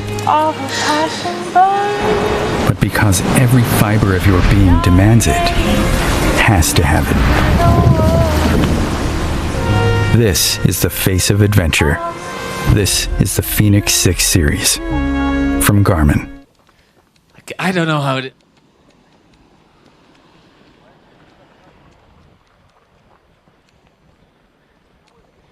I mean, we're talking new fantastic design, larger screen. We're talking solar power, overall improved power, great features like Trendline that's going to help you out, Pace Pro and Climb Pro, and so much more. Really, really amazing. But it leaves one question, Martin. When is it available? That's actually easy to answer, guys. It is available from now on, so you just have to get out there, get into the next sport or specialist shop, get into your watch shops, and you can also check it out on garmin.com/Fenix, and you can have the watch from today on. So maybe you make it even to the start of the UTMB. I told you out there, thank you very much, the two of you. It's going to be exciting news, and if you're now half as excited as I am right now, actually, then Garmin did their job. So thank you very much for tuning in, and we're going to switch back in a second to UTMB Live. But before, we want to wish all of you great racing, great training, and a very special shout out, I would say, to everybody. We've got a little over 24 hours, I think, until the start of UTMB. Good luck and enjoy. Thank you very much. Thank you very much, Till, Martin, and John. It's been very interesting. There's two things that I would like to add. The first one is that right now is the OCC going on, and the female who's leading the race with over 7 minutes is wearing the Fenix 6. Is that because of the watch? And the second thing, there's been a lot of interaction on social media, and you guys are really popular with your broken arms. It shows commitment that you're willing to just work even if you're like damaged. But that was very interesting. One question that came up, and I'm sure you have the answer for it, would be how long the battery life lasts in all the different modes. Because you talk about like some modes, but like in all different modes. Because I believe, I know that there are different modes in terms of tracking. So can you give us a little bit more on that before we wrap it up? Yeah, well, it's complicated. There are a lot of different modes and a lot of different sizes, so I can't tell you every battery life number. But I did mention Fenix 6 doubling, so that's a huge advantage that we have. That the new platform doubles. I mean, that's a huge advantage. So all the numbers will be posted online, though, everywhere to see. Okay, so they should check out on the website because you said it was now available. Sizes and different use cases. Okay, so you have your answer there. Thank you very much for tuning in. We're coming back to the web TV to carry on following the OCC 2019. A very exciting race going on. Thank you all for being here. And I'm sure you can check the products and talk head-to-head with these guys. Thank you. Thank you.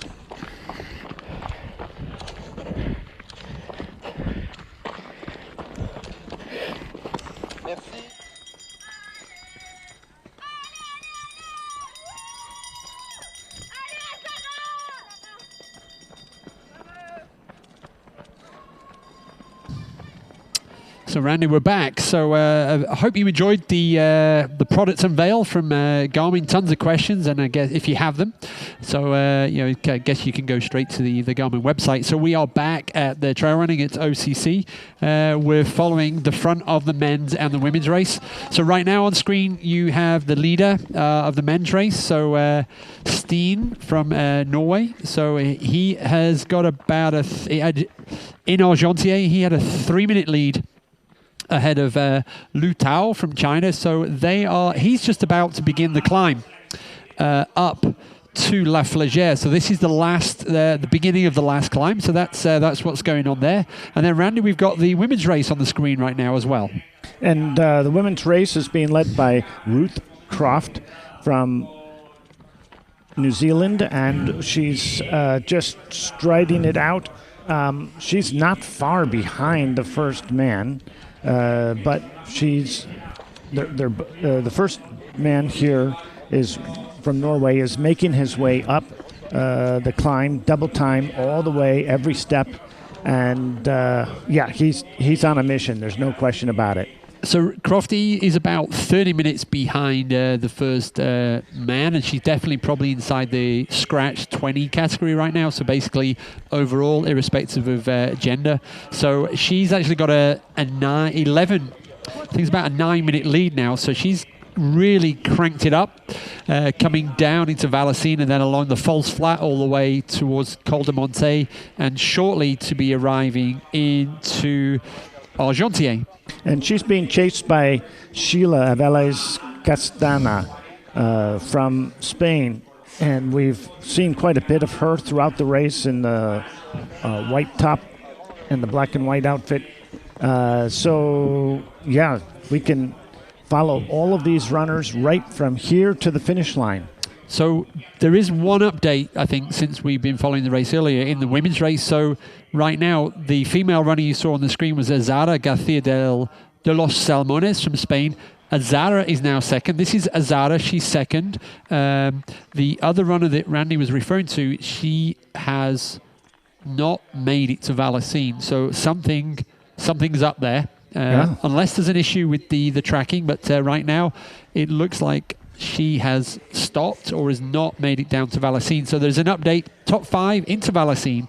First, we have Ruth Croft. Second, Azara from Spain. Third, Yuri Yoshizumi from Japan. Fourth is Anna Comet from Spain. And completing the top 5 from the United States, we have Emily Schmidt. So Emily is up to 5th position in Vallecine. So we are now on this very kind of rugged kind of climb in the woods. And there is Azara kind of chasing down a 9-minute lead that Ruth Croft currently has. All right, I've checked on to Live Trail, which is another source of information to follow the race live. And it shows, in fact, that Sheila has withdrawn at Vallecine. Right. So she came in at 12:10. She withdrew. As we know, these races don't end until the finish line, and anything's possible.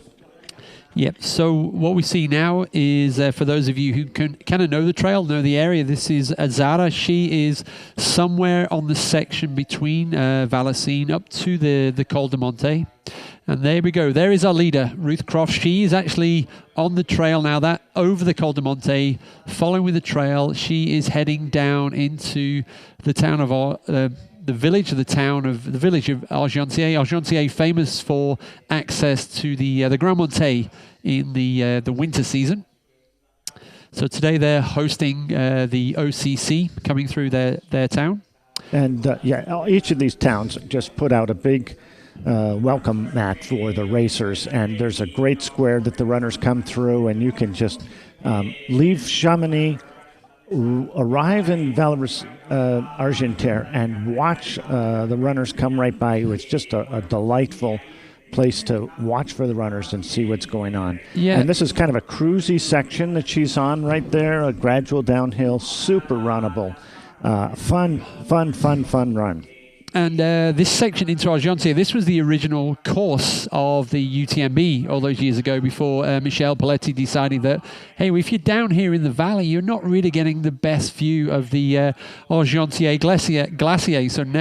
So now, as the CCC and UTMB runners will find out over the next few days, there's a nice cheeky climb to the right-hand side, across the road, and then up to the Tête au Vent. But so Ruth's going to drop down now into Argentière and then quickly turn and begin the climb on the right-hand side of this valley up to the ski area at La Flégère, at the top of the climb at La Flégère, just below 2,000 meters. Ruth will see Chamonix below her, and then it's full speed ahead down into the finish, where today Chamonix, bathed in sunshine, is absolutely packed with trail runners from all over the world. So this is the perfect time to arrive, and there'll be a huge cheer as they come into the finish line later. So here we are down here close to Argentière. Argentière is kilometer 44 of 56 in the OCC. And you know, that point you made that there was a change to the race course made that after the first couple of years. Yes, race courses change due to the directors' choices. Also, they may change at the last minute due to weather. That's what makes it almost impossible to say who has the fastest time over any single course. The courses are laid out, the ribbons are set, and from time to time there have to be small changes around the towns and so on that could have made the difference. So we just talk about them in terms of the fastest time for each year rather than the fastest time over the course of all the competitions together.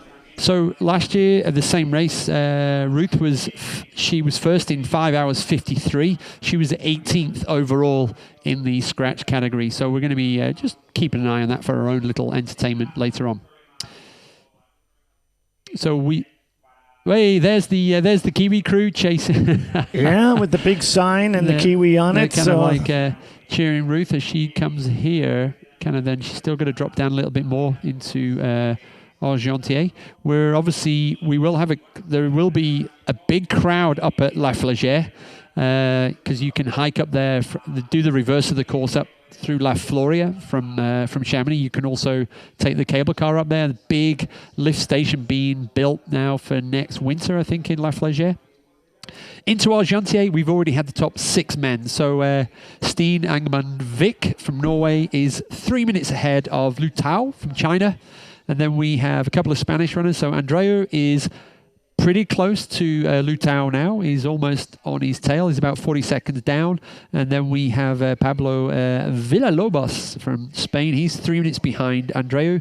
Nicolas Martin from France, 3 minutes back on Pablo. And then completing that cluster of 6, Paul Matou from France is 10 minutes down on our race leader. So Stian looking strong, on his way up to La Flégère, expected up at the La Flégère in the next 25 minutes.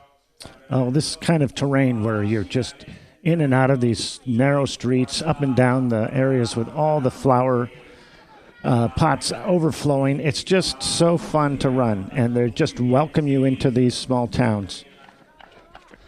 So I think this is Zara kind of coming into the old road that kind of exists. This is on the right-hand side of that is the main road between Vallorcine and Chamonix, the Col de Monte. So she's just coming around this old section of road before she starts the descent into Argentière. So, Zara in second place from Spain, chasing down Ruth Croft from New Zealand. So there was a 9-minute gap at the last aid station down in Vallorcine. So well, I'm delighted to see that Lu Tao pulled it back together. We saw him walking on the trail, but there's been very few images since then, and I was concerned that he was going to fall way back. But in fact, he's pulled it back together, and he's running strong. But where the finish is going to happen is anybody's guess at this point in time. So our projected, for those of you maybe around the Chamonix area who are kind of like just chilling out maybe for your races tomorrow, and you're thinking, oh, maybe we should go down to the finish line to cheer in the winners. So let's say 5.5 hours, I think is our expected winner's time. So that will take us to 1:45 p.m. And based on Ruth's time from last year, that's going to get her into Chamonix just after 2 o'clock. So yeah, those seem to be real solid times. So if you want to get down there, you might want to arrive a little earlier just to make sure that we aren't off by a few minutes. Those are estimate, but solid. So I have a feeling, so yeah, it's kind of getting a little bit cheeky on the climbs now. So Ruth's just kind of power hiking this segment. Yes, it goes up and down a little bit, then swings over to the right to Argentière. So yeah, they're having a great time.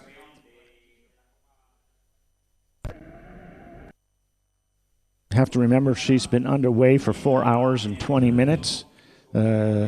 Not an easy run, and particularly stressful at the beginning of the race, where everyone was trying to maintain position. There she goes, off again.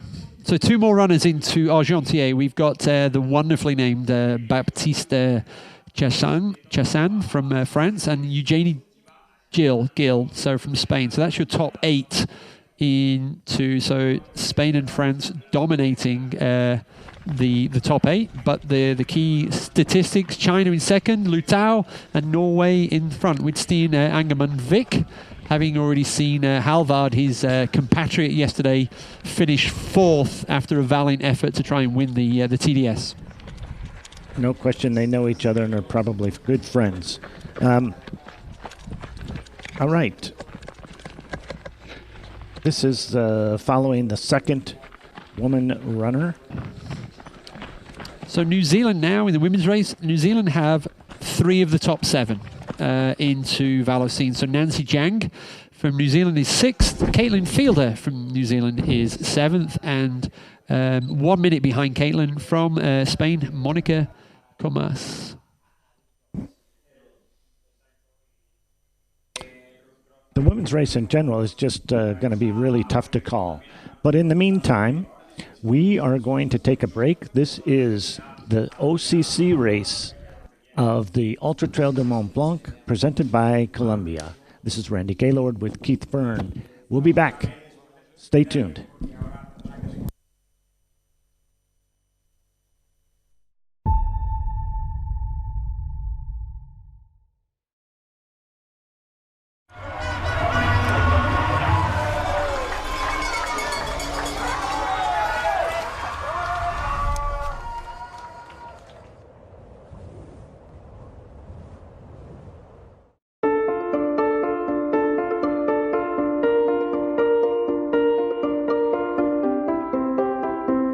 The Chamonix-Mont-Blanc Valley mirrors the nature that surrounds it. Mythical, authentic. Drawn towards the sky by its pinnacles and legendary peaks, Chamonix is the natural birthplace of incredible adventures. From the beginning, it is here that the pioneers embarked to conquer the summits. It is here that mountain history is written. Whether you are looking to challenge yourself or rejuvenate your soul, the Chamonix-Mont-Blanc Valley reinvents itself every day, inviting you to live your very own adventure. Open the way.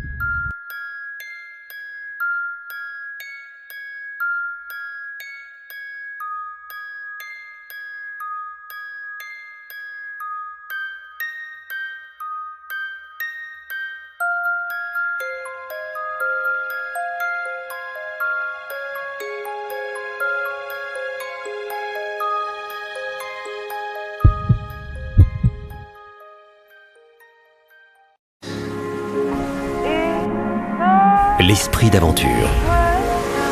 Nouvelle gamme Phoenix 6 par Garmin.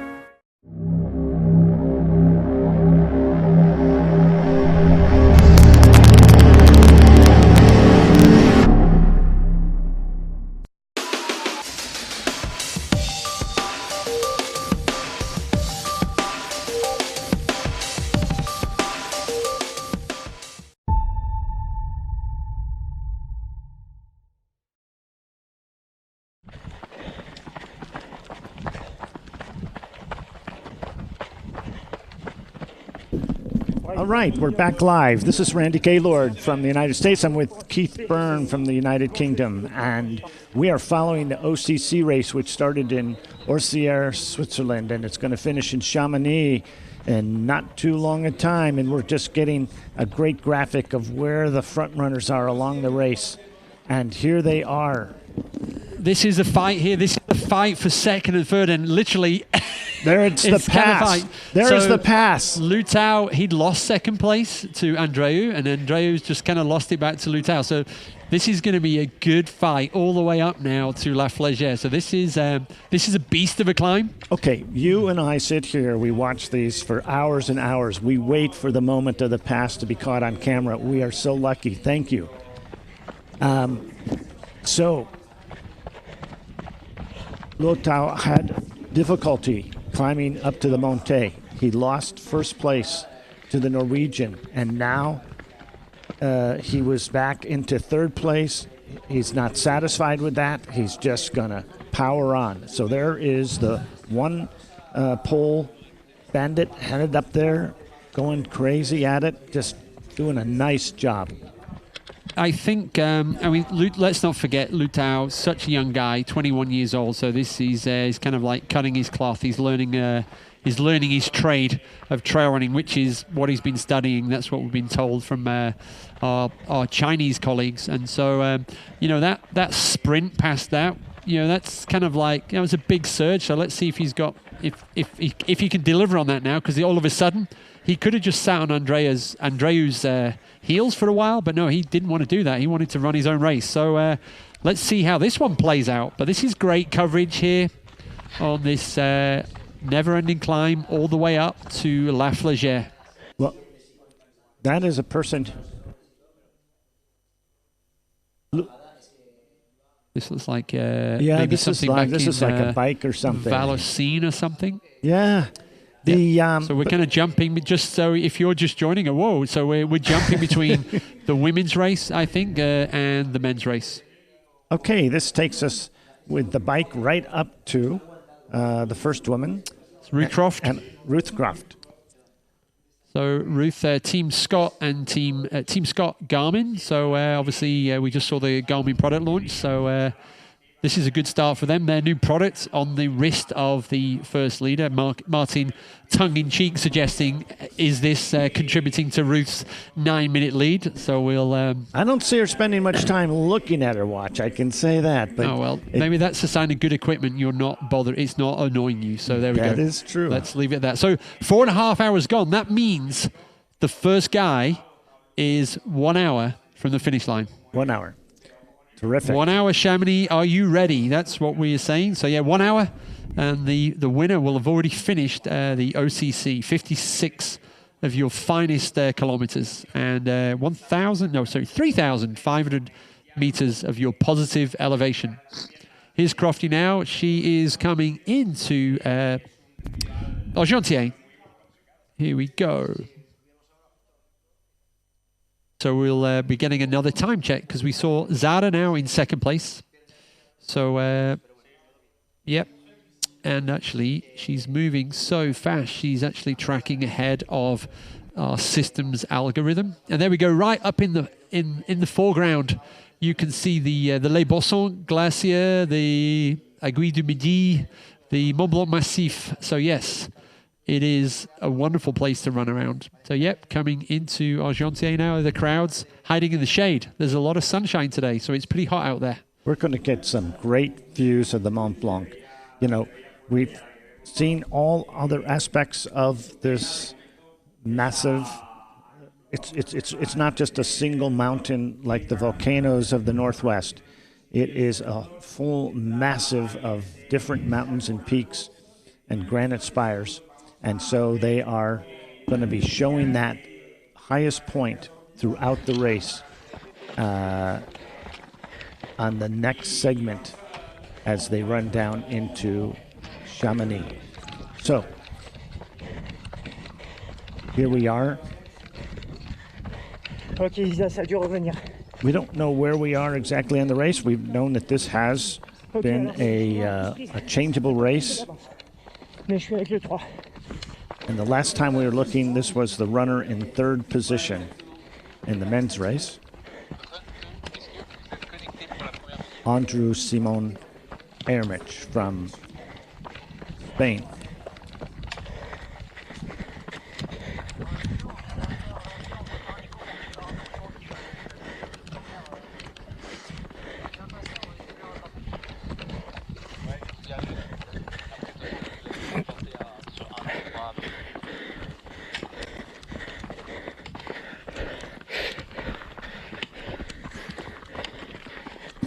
Okay, here comes the runner, Andrew. It was catching up there with Luo Tao. There's this yo-yo back and forth that we're seeing there. It's anybody's race for second place right now. The first place is being held by Stian from Norway, and he's just holding that position solid.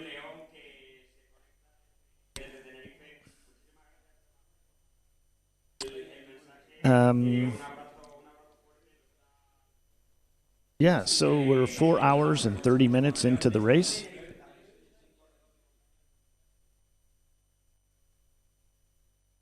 The runners left Orsier this morning at 8:15. They've traveled from Orsier, that's the O of the race. They traveled to Champay, that's the first C, and now they're on their way to Chamonix, the second C in the race. So we're going to have a guest in the studio from Vibram, Team Vibram.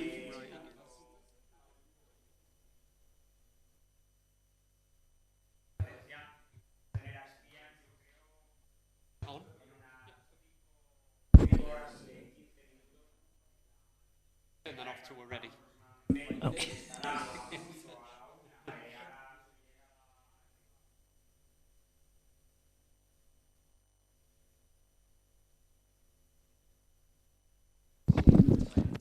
All right, I'm Randy Gaylord, and I'm here with Keith Byrne, and we've had a guest join us in the studio. So, Keith. Okay, so it's good timing this. So we're about an hour away from the first runner of the OCC. So it's Stine from Norway in the lead there. So and we just saw the first female runner coming through the checkpoint in Argentier from New Zealand. So Ruth Croft. So Ruth is about 9 minutes ahead of second place, Azara from Spain. So that kind of our prediction is at 1:45 we're going to get our first male finisher, and Ruth should be in about 2:15. So good timing. We have one of the runners from the UTMB, Team Vibram, in the studio now. So Scotty Hawker from New Zealand is in today. So we're going to talk all things UTMB and probably a little bit on this year's running. So Scott, welcome to UTMB TV. Yeah, no, it's awesome to be here. So Scotty Hawker is definitely not. It's not his first time at the UTMB. I was just so Scotty, give us your kind of little resume and your kind of connections with UTMB over the years.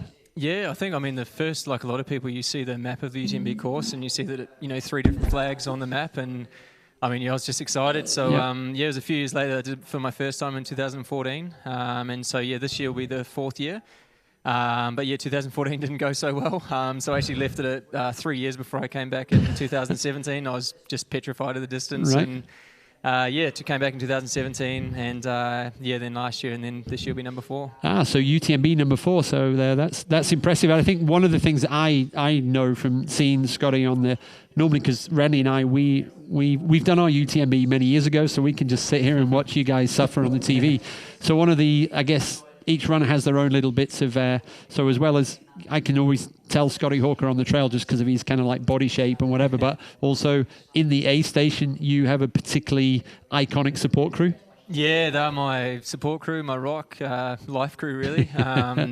Yeah, we travel together everywhere, and my wife Liz and daughter Sienna, she's just turned 3 about 3 weeks ago, and I think she's more excited than I am to get to Courmayeur. She just seems to love being a part of it and helping her pupper out during the race. Well, because I remember the time when your wife was literally, the baby was strapped to her and she was still doing the support crew. So now she's probably got a new challenge, how to look after you, and probably your daughter now is kind of like running around. I think she does pretty well. I think she just gives Sienna a gel or some, one of my sushi rice balls, and she'll stay close because she wants to give it to me. But right. Yeah, it's really, it's just amazing having them there, and it's kind of crazy thinking to have it wake a 3-year-old up to have her at the aid station at 2 in the morning in Courmayeur or whatever it is, but we've been doing it since kind of day one with Sienna, so it's No, and because there is a specific rule just to try and manage the aid station, so each support crew can only be one person, but I have a feeling there's a little bit of dispensation here just to kind of it's like 1.5. Yeah, Well, Sienna's actually she's pretty small like me, so I think she'll probably still go on Liz's back.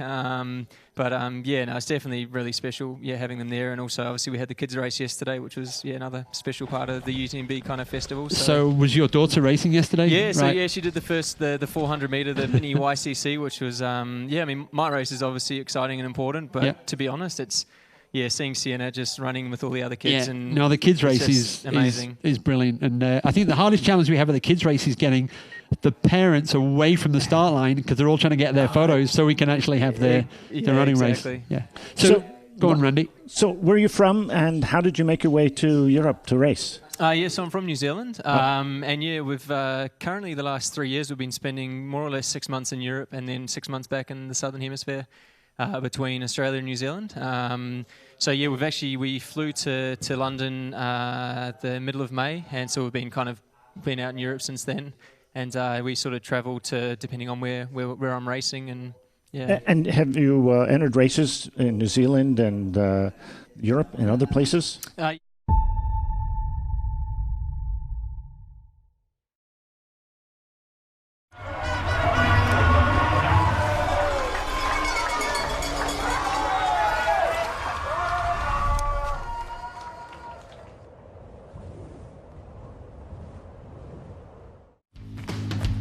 Nous avons tous une bonne raison de nous dépasser.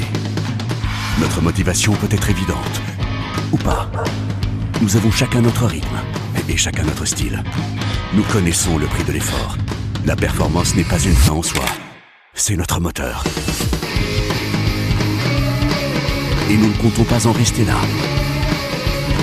Soyons inarrêtables. Iron.fr, le meilleur du running livré gratuitement en 24 heures.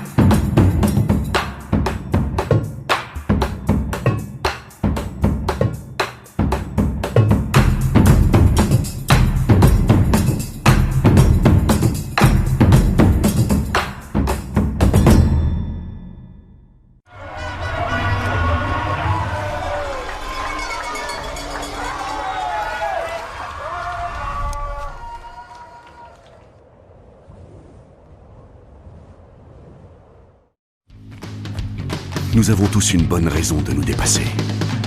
Notre motivation peut être évidente, ou pas. Nous avons chacun notre rythme, et chacun notre style. Nous connaissons le prix de l'effort. La performance n'est pas une fin en soi, c'est notre moteur. Et nous ne comptons pas en rester là. Soyons inarrêtables. Iron.fr, le meilleur du running livré gratuitement en 24 heures.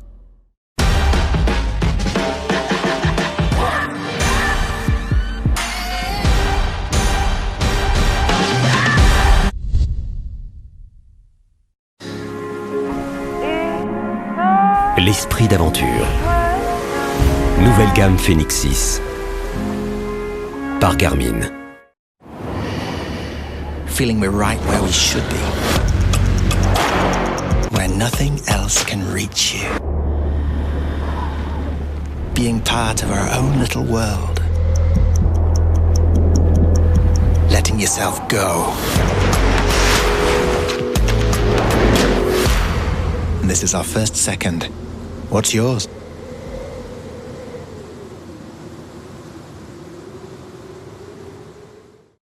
I want to know what my boundaries are. I want to stop getting dropped. I want to be in front of the pack. I just want to finish. Seriously. I want to do more than finish. I want to challenge myself. I want to scare myself. I do want to be happy. I want to finish every single run that I start. I want to podium. I'm going to go further, faster. I want to create new limits. I want to have an adventure. I want to be the best version of myself. Wow, I did that. I'm going to do it again.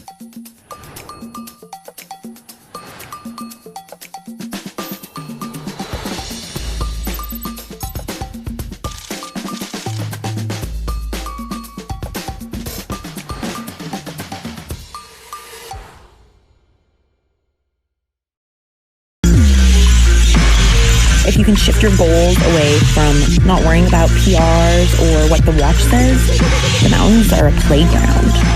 You just ask, where can my legs take me today?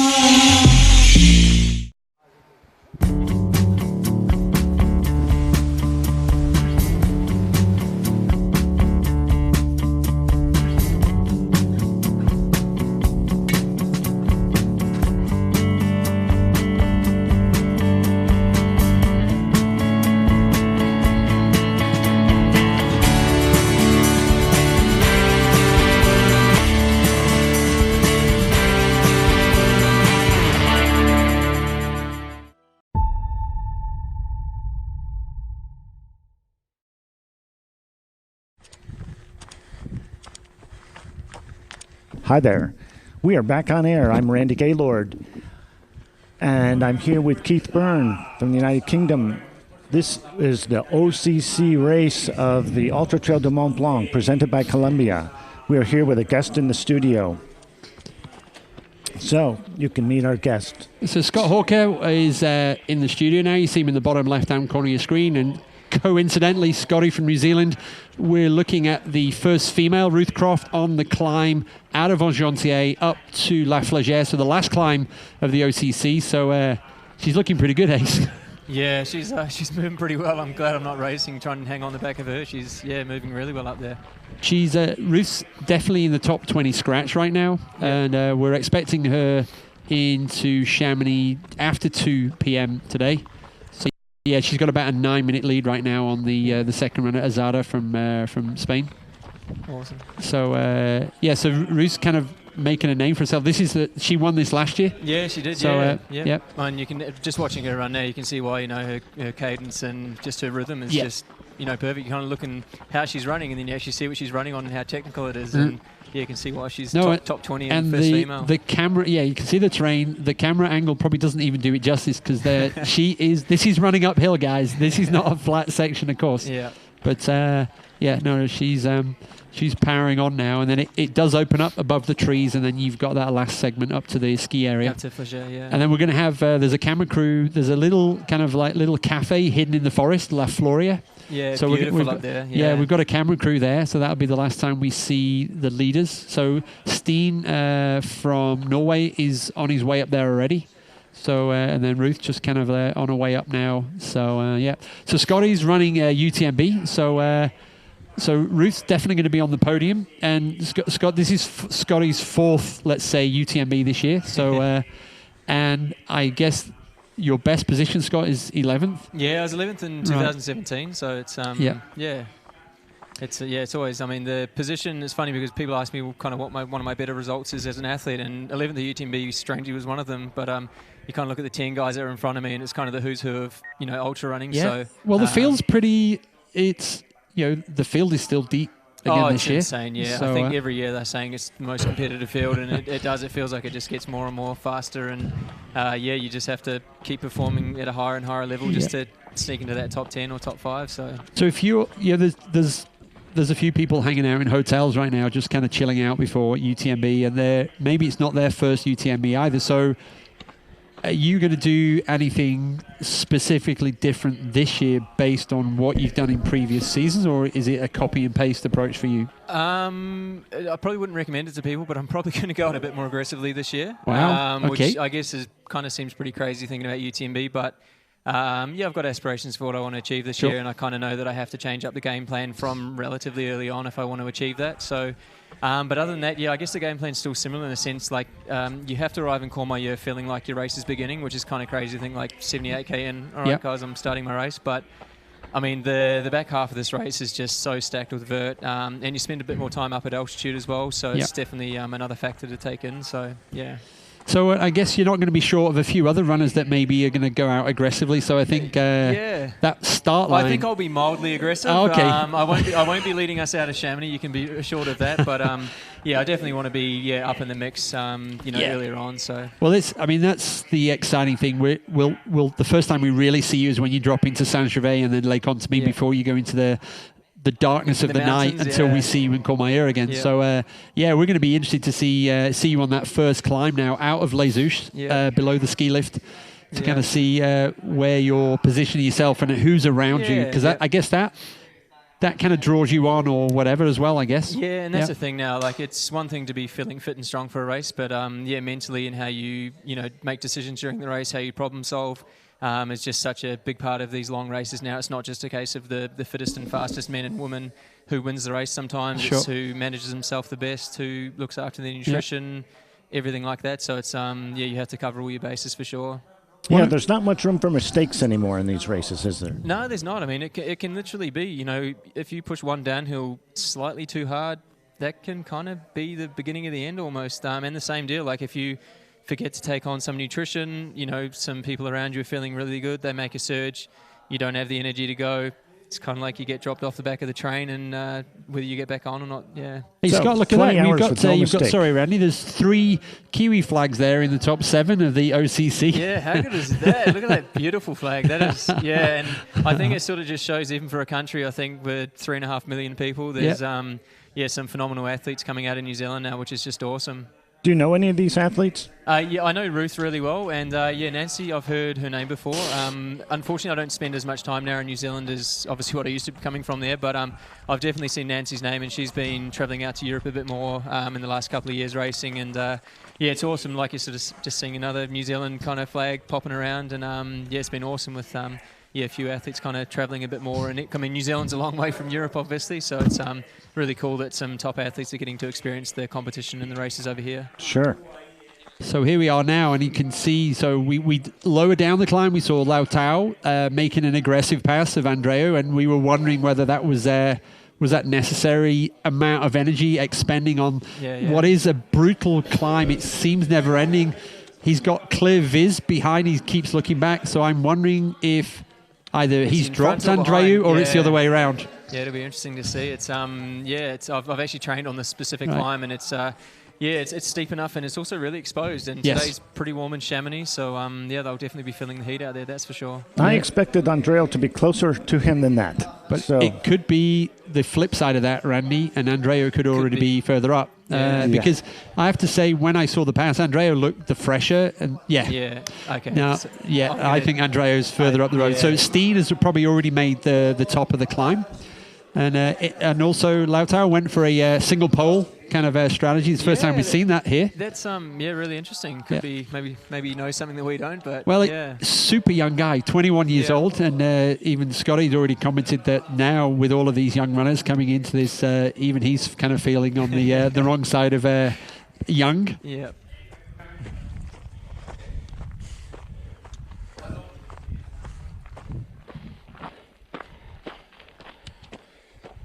I did have a brilliant question, but it's gone, so it will hopefully come back in a second.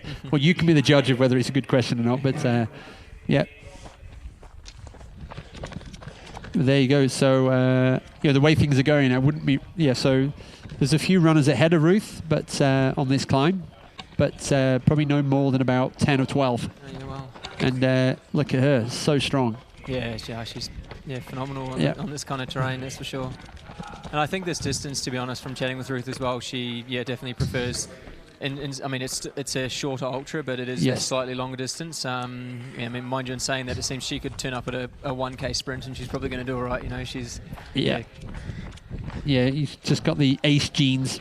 Yeah. All right, we saw the men crossing this bridge earlier, so we know about where she is. That was just a half an hour ago or so.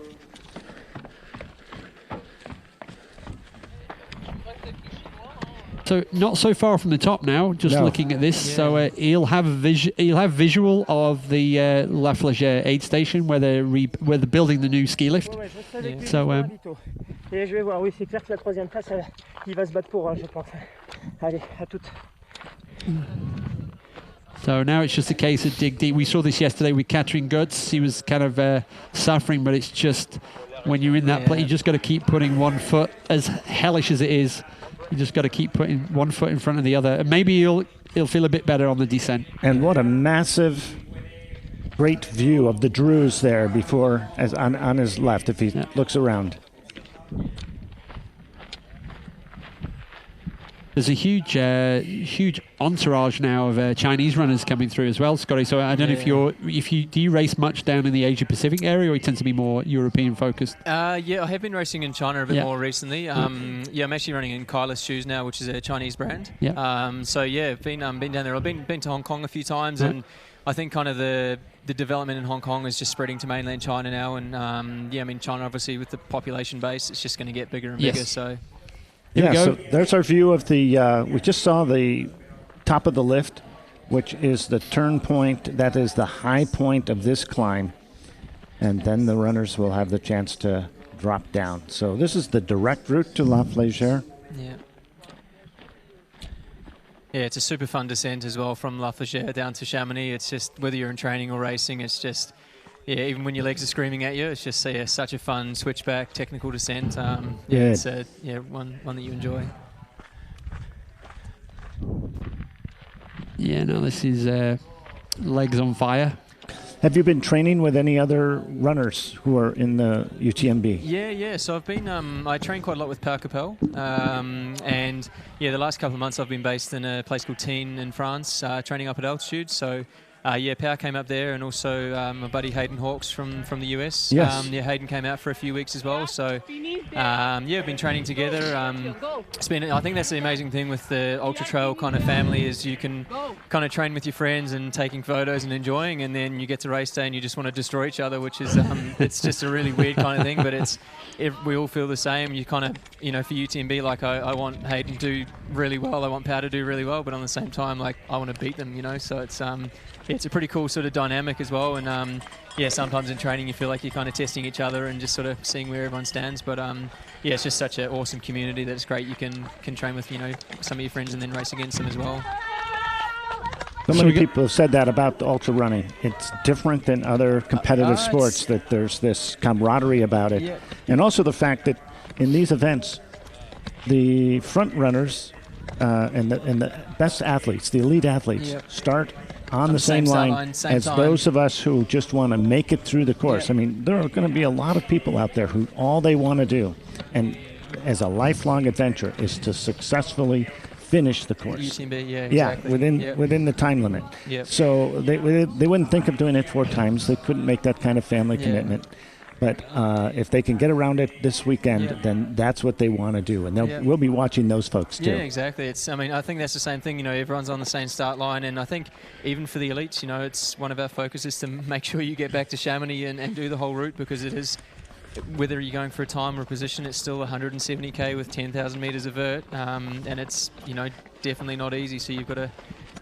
Still everyone's doing the same thing essentially, so it's definitely. So we've got a quick update for you on the men's race. So that at the top of La Flégère, so Andreu has actually left Lautaro. So Andreu is 90 seconds behind Steen at the top of that climb. So that is, depending on who's feeling strong. I mean, both of them look strong, but super. And the prediction is they're going to be in town at 1:32. So that's already even like 15 minutes faster than last year's 5:28, which was the time last year. So that's incredible. Yeah. I just remember my question now, Scotty, because it's very relevant to UTMB. Now, as the TV station, we're lucky. We literally can follow you almost for the whole of the race. Yeah. Do you have to, because especially when you're having a bad moment, have you had to kind of like train yourself to deal with the cameras, because they're kind of there, they're everywhere now? Oh, I think it's fantastic. Right. I think even in the days before the live coverage and live streaming, even just photographers, yes, it's kind of like it's just a chance to smile, and I think as soon as you smile, your perceived effort, things feel easier, and it's definitely something I try and take into every race is smiling, enjoying, talking to the volunteers, and enjoying as much as you can. The aid station guys are amazing, and obviously they get a lot of energy from you, and you can feel it kind of goes both ways. Yeah, no, definitely. And obviously with your wife and your daughter, then you get some extra points, I think, from in the aid station. So for sure.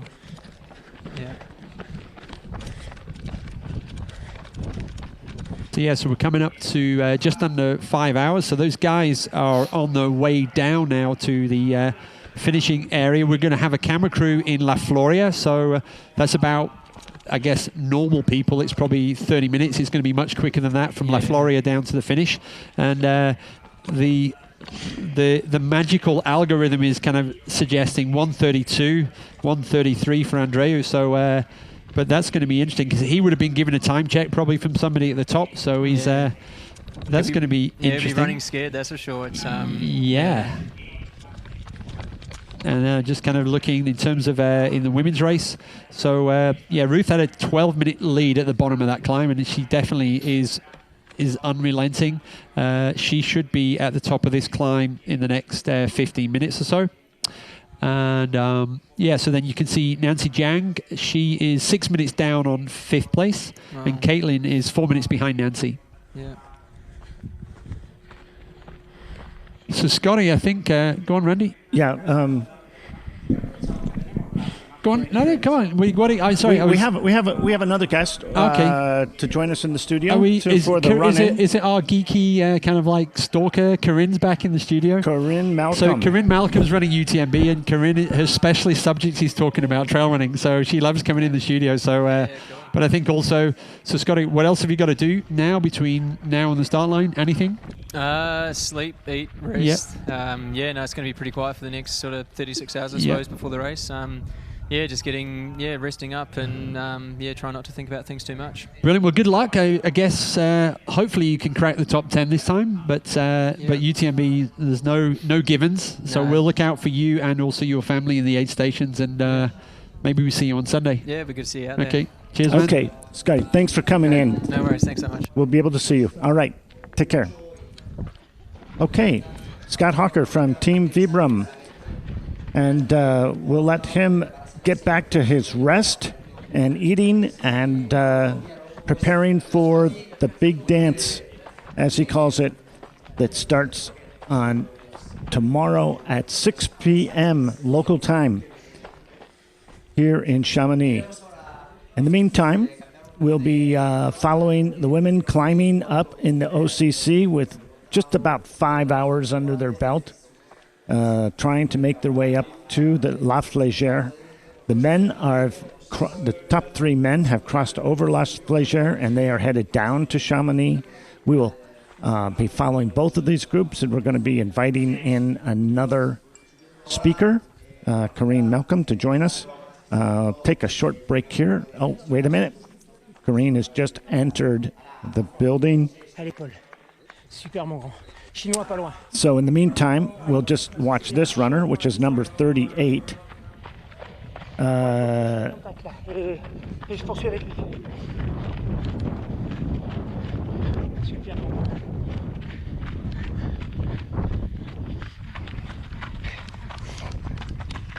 Paul Matau. He was in position 6th overall. He's from France, getting a warm welcome. Did you say our 6th runner in here, Randy, already? This is our 6th runner. Wow. Yep, so Chamonix, get ready. 15 minutes away from the winner of this year's OCC. These guys are like 15 minutes inside the time of last year. And that was pretty fast. There we go. Some savage descending going on here now, but legs on fire. He has moved in that climb from 6th to 4th. So, yeah, impressive. And he's just about 4 minutes behind Luo Tao. So this is the person Luo Tao has to watch out for if he's not feeling good. But one thing we have seen that he is a great descender. Yep. Okay, these are the magnificent panoramic views that this race is all about. So be sure to look in the distance as you're looking at the runners.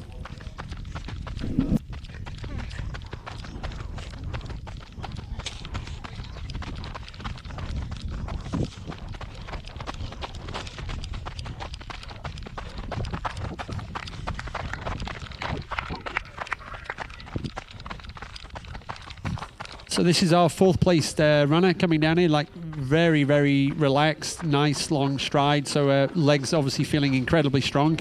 And on our left-hand screen now is our First Lady on her way up to, and we have a streaker in the UTMB TV studio at the moment. So Ruth Croft on our left-hand side, she's heading up to La Flégère, and then the 4th runner just on the descent from La Flégère through La Floria. So we were expecting, the camera's not there anymore. So we're expecting, we thought we had a camera in La Floria, the little cafe hidden in the forest. But I guess the guys are going so fast, it's full speed ahead into Chamonix now. All right, so my name's Randy Gaylord. I'm from the United States. I'm here with Keith Byrne from the United Kingdom and Corinne Malcolm. No, she's already been in once. Oh, no, twice. We love having her here. Welcome, Corinne. Happy to be here. Did you, I think she's on. Did you follow Dylan Bowman's advice and kind of relax overnight and take it easy? Yeah, I mean, okay. I went to bed. Good. I went to bed for a little bit. Right. All right. So Corinne was with us yesterday in the TDS course, and we were very biased in our cheering for Hillary Allen, and Hillary came in second last night, 15 minutes behind Audrey Tanguy, so that was an amazing achievement. Hey, Corinne? She had a great run, and I saw her this morning, had coffee with her, and she told me that she raced every single kilometer of that race. Then there was no relaxing out there. Oh. Okay. Well, that's probably some advice for you for tomorrow too, eh? Yeah, we'll maybe find tiny bits to relax out there tomorrow. But, I mean, those women put on quite the show.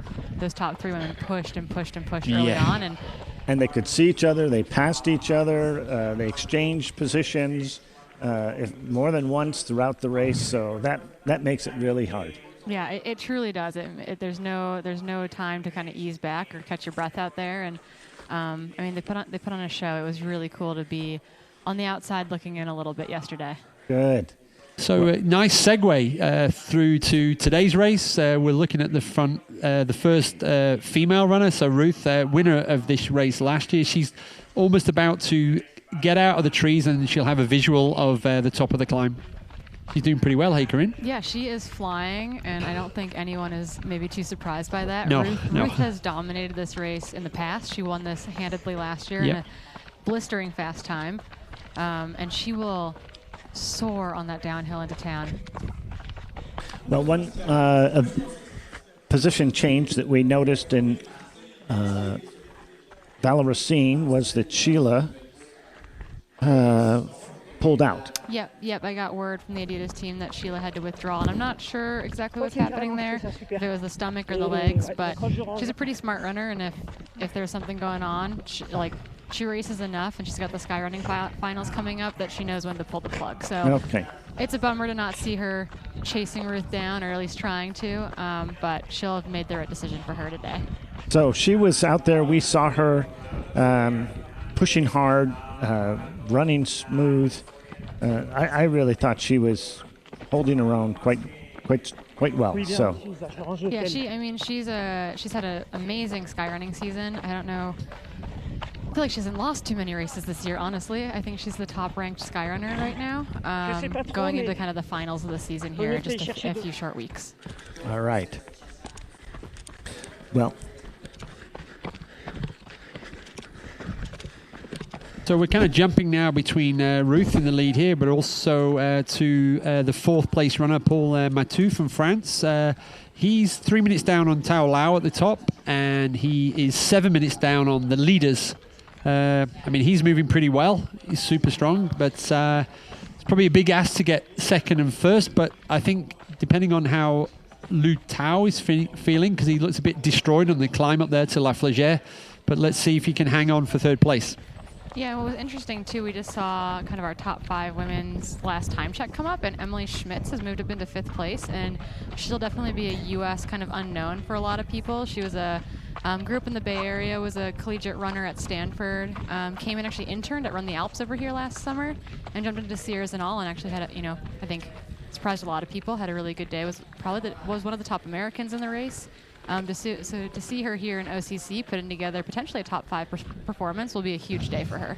All right. Yeah, so Emily right now, she's 7 minutes down on the place ahead of her, and before Corinne was in the studio, we had Scotty Hawker in from New Zealand, so 3 Kiwi runners in the top 7, so he was pretty pleased with that. That's a great day to be a Kiwi then.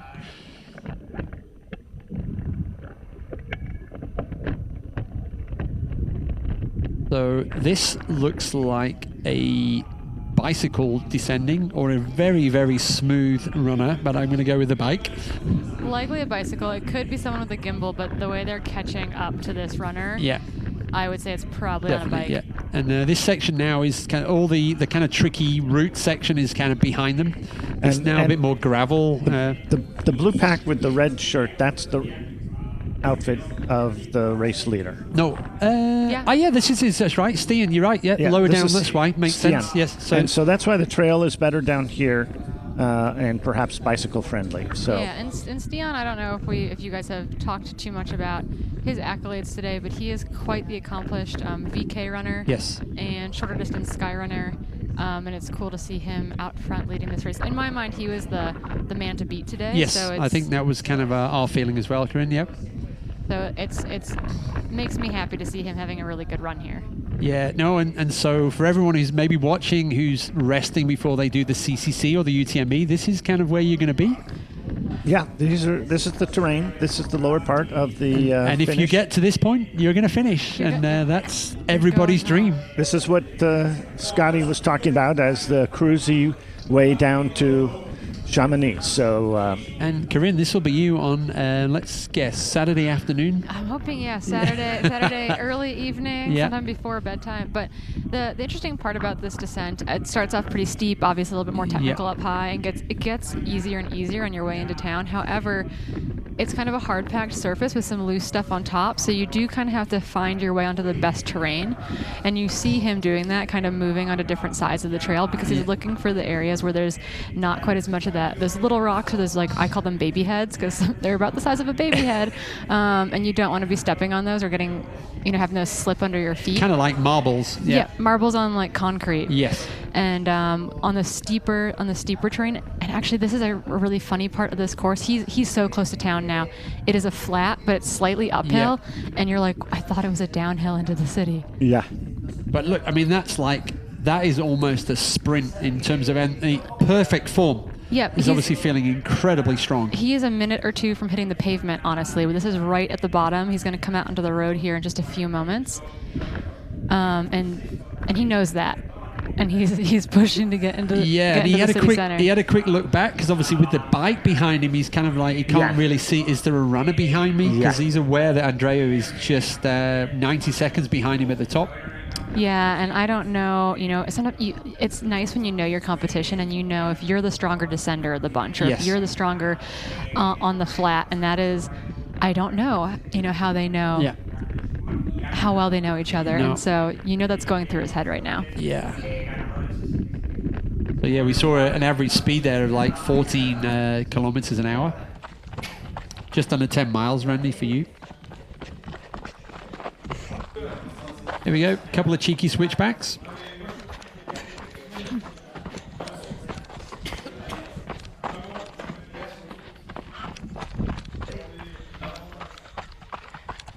And I think for a lot of us, this is the section of trail that we were worried might be closed because they've been doing construction up at La Flagère. And so a lot of us have actually been bypassing the upper section of the single track and training for the last few weeks and taking the cat track a bit further down before jumping back on the single track.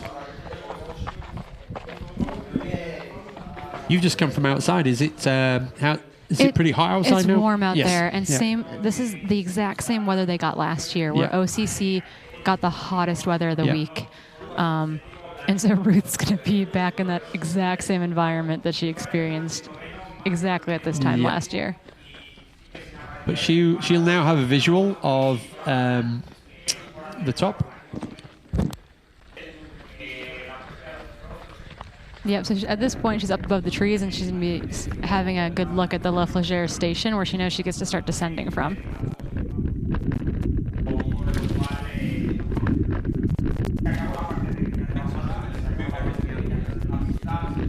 All right. Oh, looks like our bike footage cut out there for a second. Yes, that happens.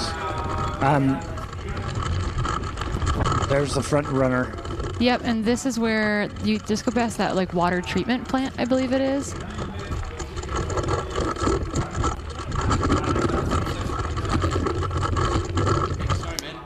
And it gets a little rockier right before you hit the pavement there, and you do have to kind of pick your line because there are two really smooth tracks in the middle of the road, and then the rest is actually fairly loose rock. So when you're the runner coming down, you'll be able to choose that line. All week in training, you're kind of bopping around people. All right. So he'll be blasting through to the pavement here in just a second. And hopefully people are getting out of his way. I think when you see someone like that barreling down the trail at you, you pretty quickly hop to the side as best you can.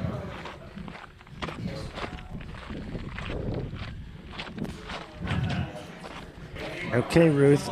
She doesn't look stressed at all. Nope. He's going to do it. But I have great confidence. She's got her race face on. I love Ruth's race face. Yeah, she always looks pretty serious. Or I would say sometimes watching Ruth race, I'm like, it looks like we would definitely lose to her in a fight for sure. No, for sure. She's kind of like, oh. But she's about to hit the La Flagère station here in just a few more minutes. She's got a little bit of a steeper uphill to it, and then she'll get to roll downhill. All right, here he comes on the final stretch downhill. Wow, this is, Headed into the north side of Chamonix. Yep, and in the dark, this section can be a little hard for our CCC and our UTMB runners tomorrow. Just because it is a little bit rockier all of a sudden, but then you'll hit the pavement and you'll start to maybe cry even because you know that you're finally right in town. There. Boom. It is pretty emotional. So yeah. So there we go. Now it's on the road, and then there's another left turn. He's going to come back around this way. Yep, they've got to get him down to the river trail essentially to come into town by the sports complex. And everyone's registering today for the OCC, sorry, for the CCC and the UTMB. So there's going to be big crowds all the way along that section of the course. Yeah, I'm actually heading over there this afternoon to finally pick up my bib. Yes, that's probably a good idea, Corinne. Yes. I'm running out of time to do so. Yeah. Do you know, are the barriers up in town this year? For the road crossings, or are we sans barrier this year? Last year we had scaffolding. The poor runners came in and they had to hit scaffolding, which I think is actually might be what we might see here in a few moments. Going over that bridge? Yes. Oh, yes. Yep. Here it is. Yep, here we go. So This is maybe the meanest way to finish a race. And it was quite wet. This, when it's wet, is even worse. But yes, but now you could, the good thing is when you're up over here, it's almost like you get a visual. It's like, okay, Yeah, this so is Chamonix, yeah. You can see him taking a look over his shoulder. Yeah. He wants to see where that second place guy is, if he's out of sight or not. So there you go. At least a bridge length ahead now. Yeah, but I only hope that I can move half that quickly on those stairs come Saturday. Well, you're going to be doing 3 times this. And a bit more elevation as well.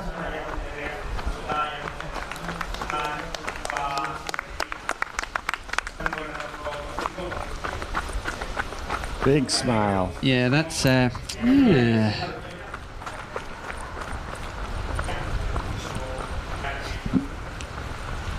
Oh, this is exciting. He is on fire. The final K? He's not even feeling it. Everything feels easier that last kilometer. Yep, there's going to be lots of people suddenly realizing what's happening, that he's the first man coming in Yes. for OCC, and he's going to start to get cheers all the way into town. So that's 5 hours and 15 minutes, or 5:14, 5:15. 5:28 was the winning time last year. So we're well under. Oh, yes. Well under that pace from last year.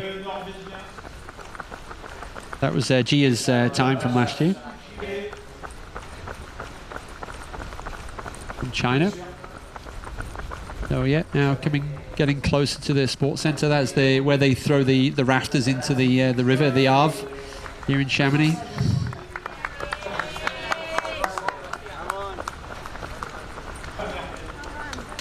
And it's interesting because still at this point we will have TDS finishers coming in from the other direction as well into the finish. Yes. Here we go.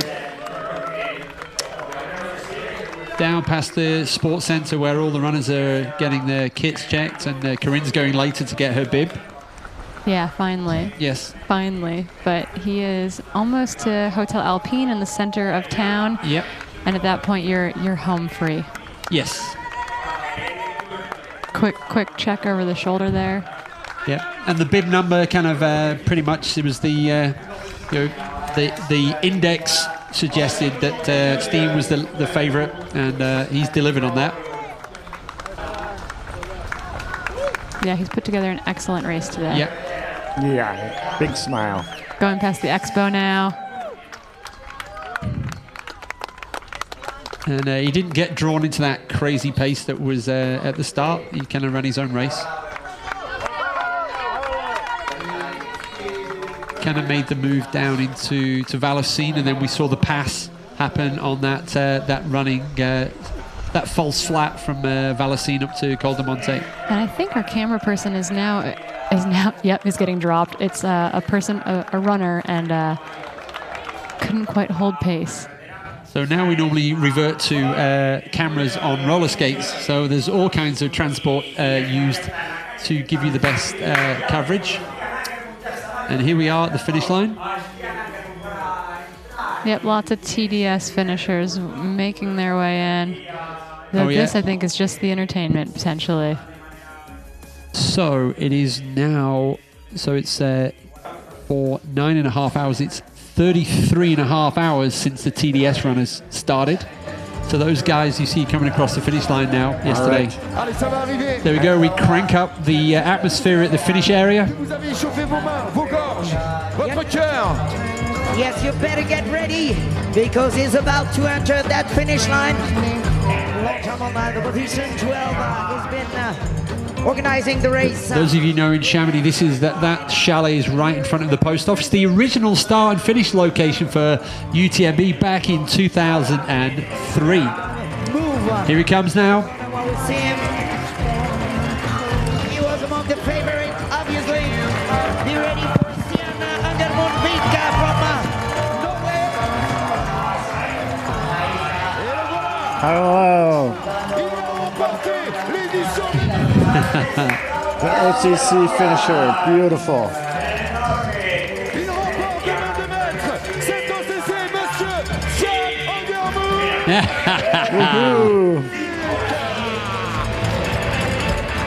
That he's got a little extra energy, Yes. maybe, throwing that cartwheel at the finish. Well, I'm glad he did a good one.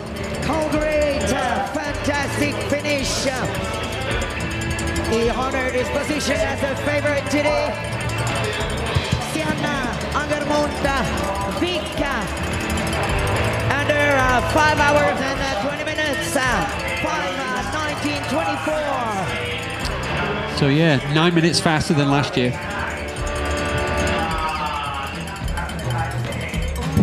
Le temps 5h19:24. Je vous ai trouvé très calme, Chamonix. Pour la première place, pour notre ami norvégien. Un maximum d'applaudissements pour Stian Angermundvik. Yeah, you can tell it's hot out there. He just chugged that entire bottle of water. Alors que André Wow. Yeah. 5.5 hours, 33.5 hours. And here comes Andreu, I think, by the sound of it. Yeah. Yeah, wow. So close. Unbelievable. Andreu Simon-Aymeric.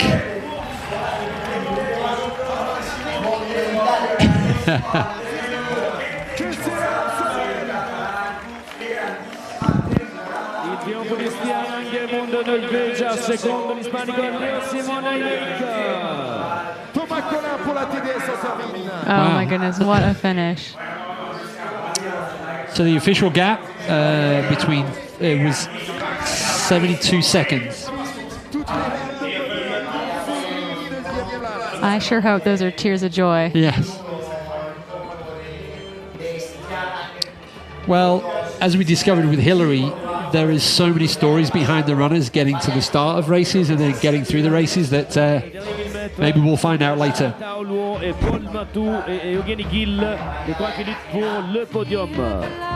But there's a lot of emotion around these races over the next few days, a lot of goosebumps. 19:05, 5h23, il n'y avait plus grand chose entre ces deux-là pour la victoire, les larmes d'Andreu.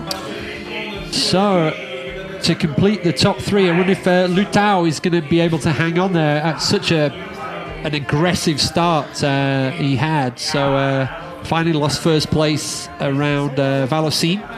This arrival, which seems to be the style of a lot of our Chinese Yes. racers, is to they set a blistering pace out front, and it's a matter of if they can hold on or not.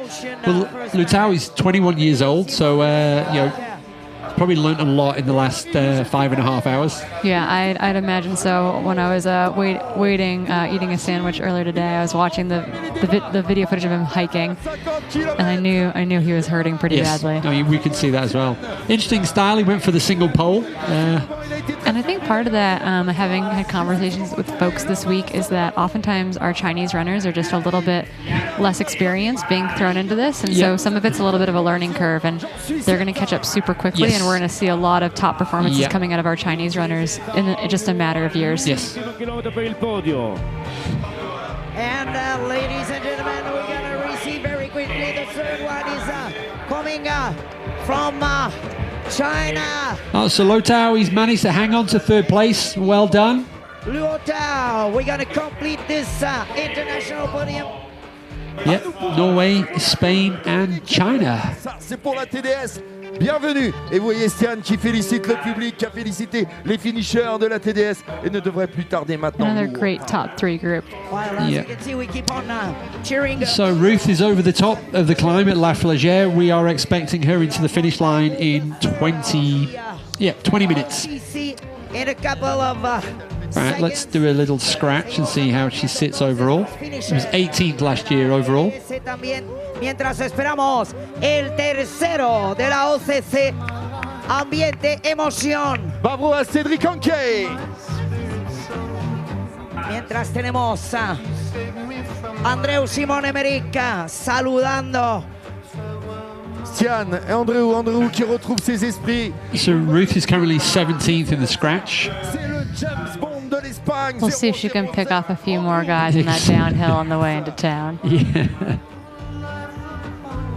She's so strong. I mean, it speaks to the strength of our leading ladies, but it also speaks to the depth of the men's field right now too. Yes. Oh yes. On devrait avoir Luo Tao avec le dossard 10 034. L'homme au bâton unique, tel un berger. Il a mené la course. It's kind of the perfect time to come into the finish line. There's plenty of people around. It's super relaxed atmosphere, sunshine.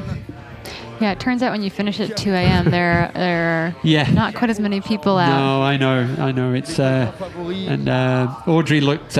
She was very emotional at the finish line, but quite rightly so. That was a tough race, and only 15 minutes in it the end. Yeah, I mean, they put on a show, and I know that people were rallying the troops to try to get down for the women's finish last night, even though it was late. There he comes. Lo Tao, well done, yes. Well done. Running strong. Oh, he's got to be happy. He fought for that finish, and I imagine he will come away with this with a lot of different lessons. 21 years old. So, yes.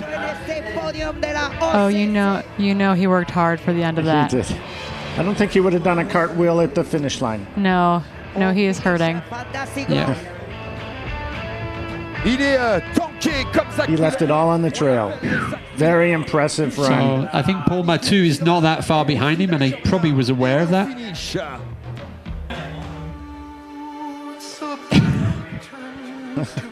Yep, you have to get up to give Catherine Poletti embrace. So we'll probably do... They keep trying to put him in a chair, and he keeps insisting on going to the ground. So in the red vest there, that's probably a TDS finisher. Yes, certainly it is. Not a bad time to be finishing TDS, though. Oh, no, yeah. It's... all the eyes are on the finish line. Honestly, I did a little quick PTL check-in last night, and our lead men might even come in by the end of the day today. I can confirm that is what we're being told, yeah. So here's Paul Matou, the fourth runner. The fourth runner from France.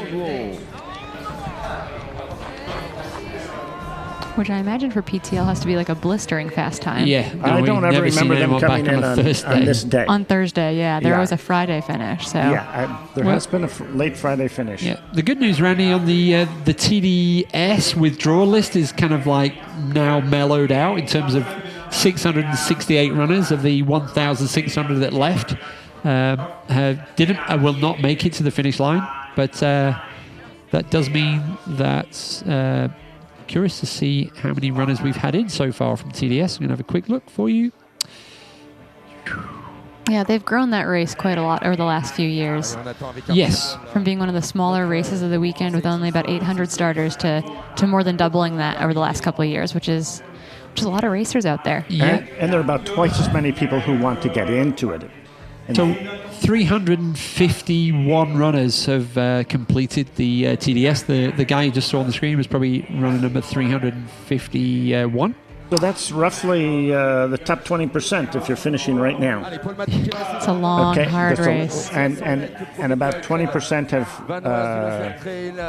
retired from the race. We're watching a runner by the name of Andrew Pidden who's been coasting along down here at the bottom of the race. At the end of the pack, he was...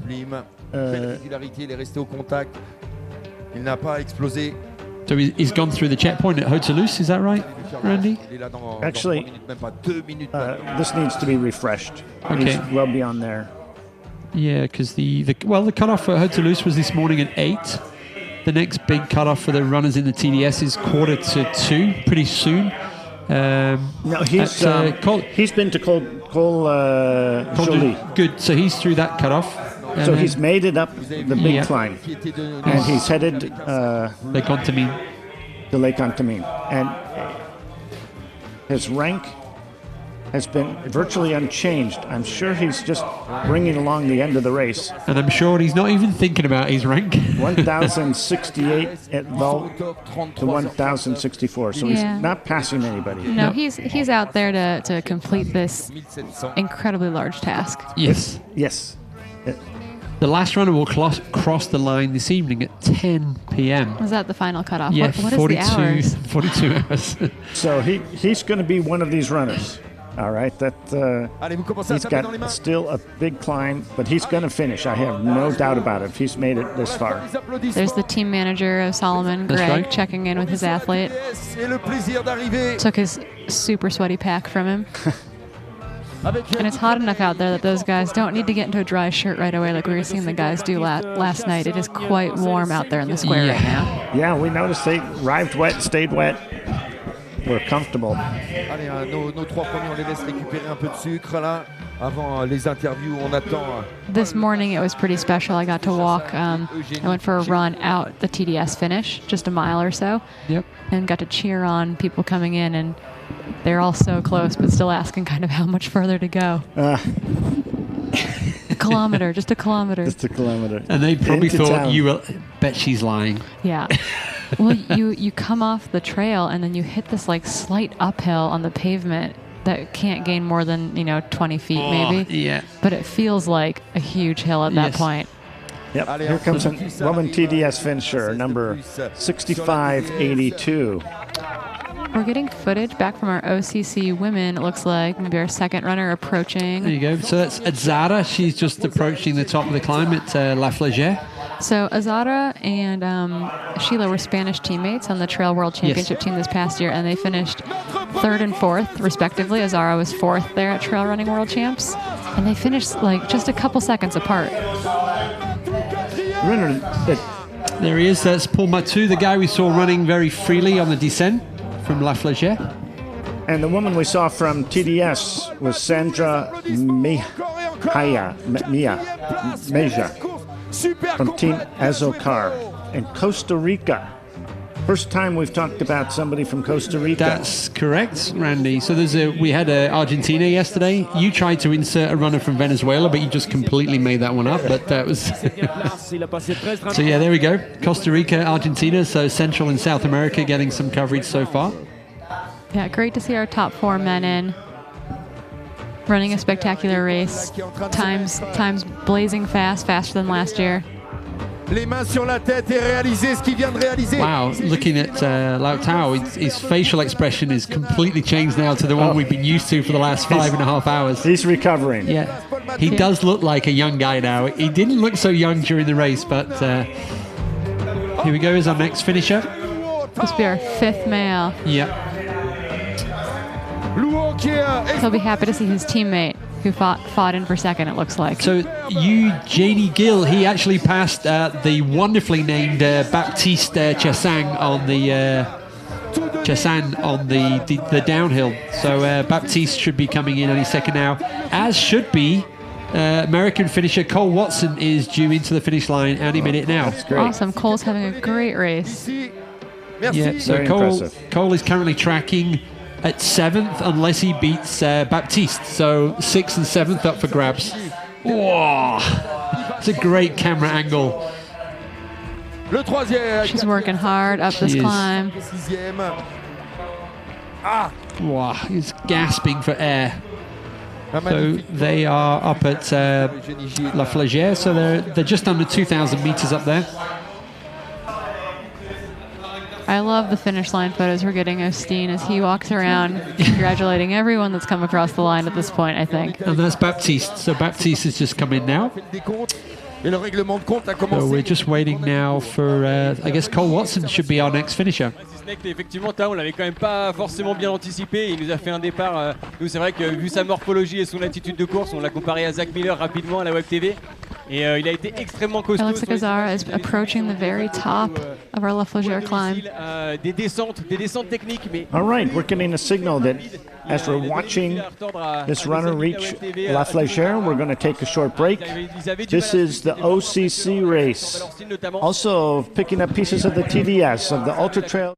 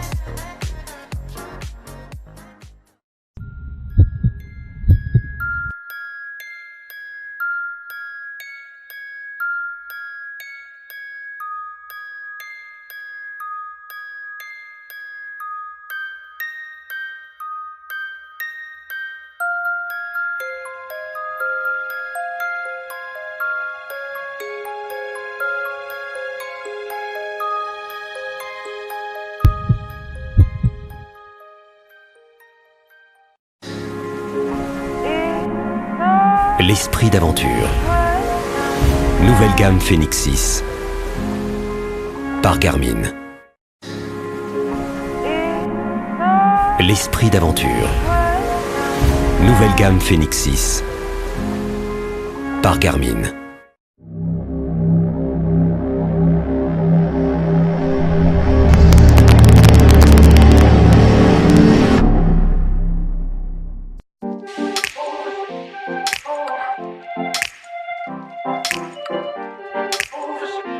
Music Line.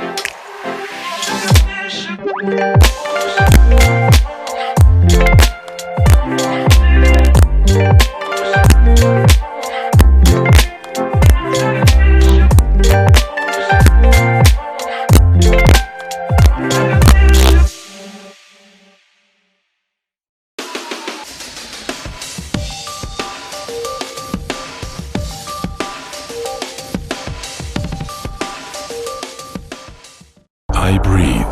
I dream. Can you feel me? No? So ride, dance, jump, taste, find your pace, reach your peak. Can you feel me now? I am the Alps. I am the Mont Blanc. I am Italy. I am Courmayeur. Italy at its peak.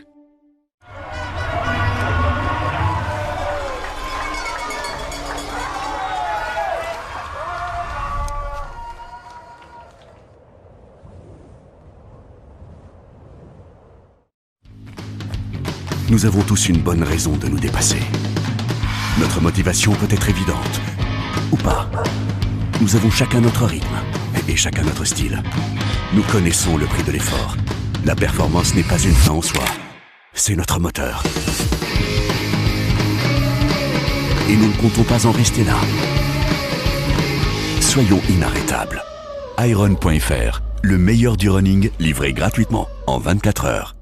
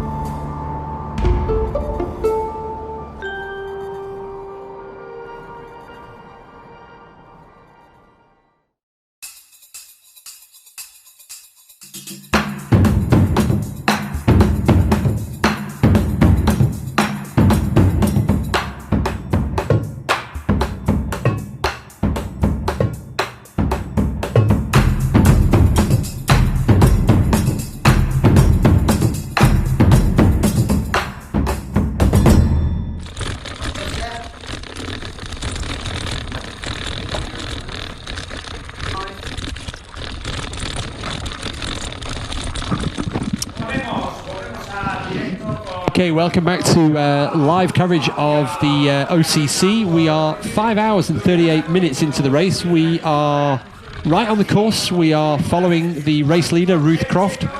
She's on the final descent into Chamonix now. We've got the e-bike camera following her. And we've got Corinne Malcolm. Corinne, so each athlete has a different way of preparing for the UTMB. So Corinne's way of relaxing is to come and watch some runners in the UTMB TV studio. So good afternoon, Corinne. Yeah, it's good. It's good to be here. I was telling Dylan Bowman last night that I could be sitting at home or I could be sitting here, and this makes me so much more happy. Yeah. So now we've just kind of jumped to the second place runner. So Azada's cleared the top of the climb at La Flégère and now is having, if you feel good, the fun descent to Chamonix, and if not, it's a painful descent to Chamonix. Yeah, the top bit of and you can see how far back she's leaning. Yes. And the camera angle honestly doesn't do this section justice at all. It's incredibly steep. Incredibly. And it's like that concrete with marbles on top of it. It is slippery. You've got to trust your footwear. And yes, this is kind of like, I think it's a kind of red run during the ski season. So yeah, it's not a fun descent. It's so steep off the top of La Flégère, and it gets nicer as you get down it, but it doesn't make it any easier, unfortunately. No, and then Ruth, as we see, is lower down now on the, let's say, more mellow section of it. And now Ruth is full speed ahead to the finish line. Yep, she's going to be on that flat section that we saw Stina, I want to call them all the different Norwegian names, on earlier, where it's flat, but it almost feels uphill. Now we're jumping back to the finish line. We're doing some interviews with the podium runners. Today's winner. Si, effectivement, j'ai essayé de le rattraper. Cole Watson's come in as well. So Cole finished 8th in the end. Dario Muatoso from Portugal kind of picked him on the finish line. I'm a situé. That was a question. He's very quick in the downhill. So, in which moment did you think that it was done? What do you mean? Like? Oh, that meant Lu Chao is really fast on the downhill. So, in which moment did you see that it was done? That you was to stay at? This is a TDS finisher, so 33 hours on the trail for those guys. Je lui ai demandé à quel moment il avait réalisé, voyant que le Chinois était Yeah, so they asked him a couple questions. They asked him what he thought of the race, and he did say that it was very hot. But they also asked him when he thought he finally was going to win, and it sounded like it wasn't until he got into town. Fresh this morning, and the temperature has been growing. You're from Norway, so probably it's been a bit of a problem or not. How did you manage with the weather today? It was very hard with the heat. Like, I love to run in rain. So, yeah, it was. He'll be Norwegian then. But I've enjoyed it. It's nice to have a view, the views when you're up on the summits. So, and there was so much beautiful things to look at today. Yeah, we feel the same way. I think he, Patty O'Leary, and I are the only ones hoping for rain this week. So split screen, we're following Ruth Croft on her descent now into the finish area in Chamonix. Yep, she's just come by that water treatment center that we saw earlier. She's got a little bit more descending on this road before she hits the pavement. Thanks to you. Ruth's time last year, 5:53, and she was fast last year, so she's up against her own times this year, so currently 5:42. I think she's going to be pretty darn close to it, honestly. Yes. Man, under 6 on this course is flying. Oh, yes. Yeah.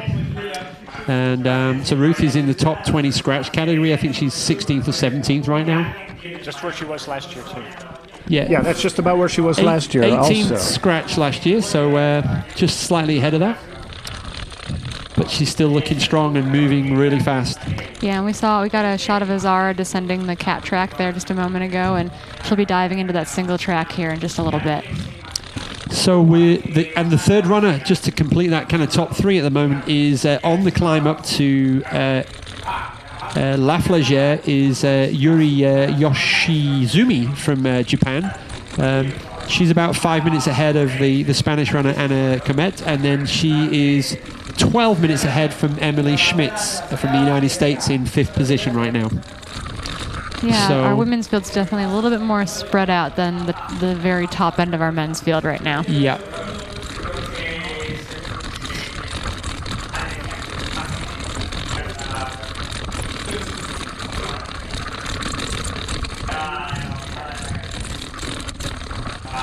And here we go. So Ruth has now cleared the gravel trail and she's on the asphalt, and there we go. There's the buildings down there on the main road. We're going to kind of, it's time for some scaffolding.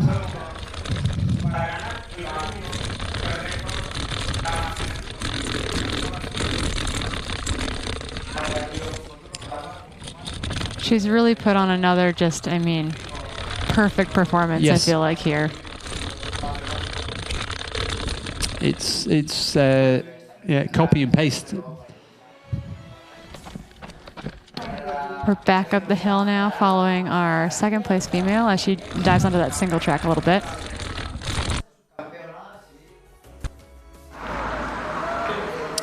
Here we go, up over the, almost looks like some kind of obstacle course. So a non-natural feature of the UTMB. Yeah, it does look like, though, that we might only have one of them this year, which is kind of nice. Yeah, the one in town is not there, but I've seen that, so yeah. Which everyone who's prepping for CC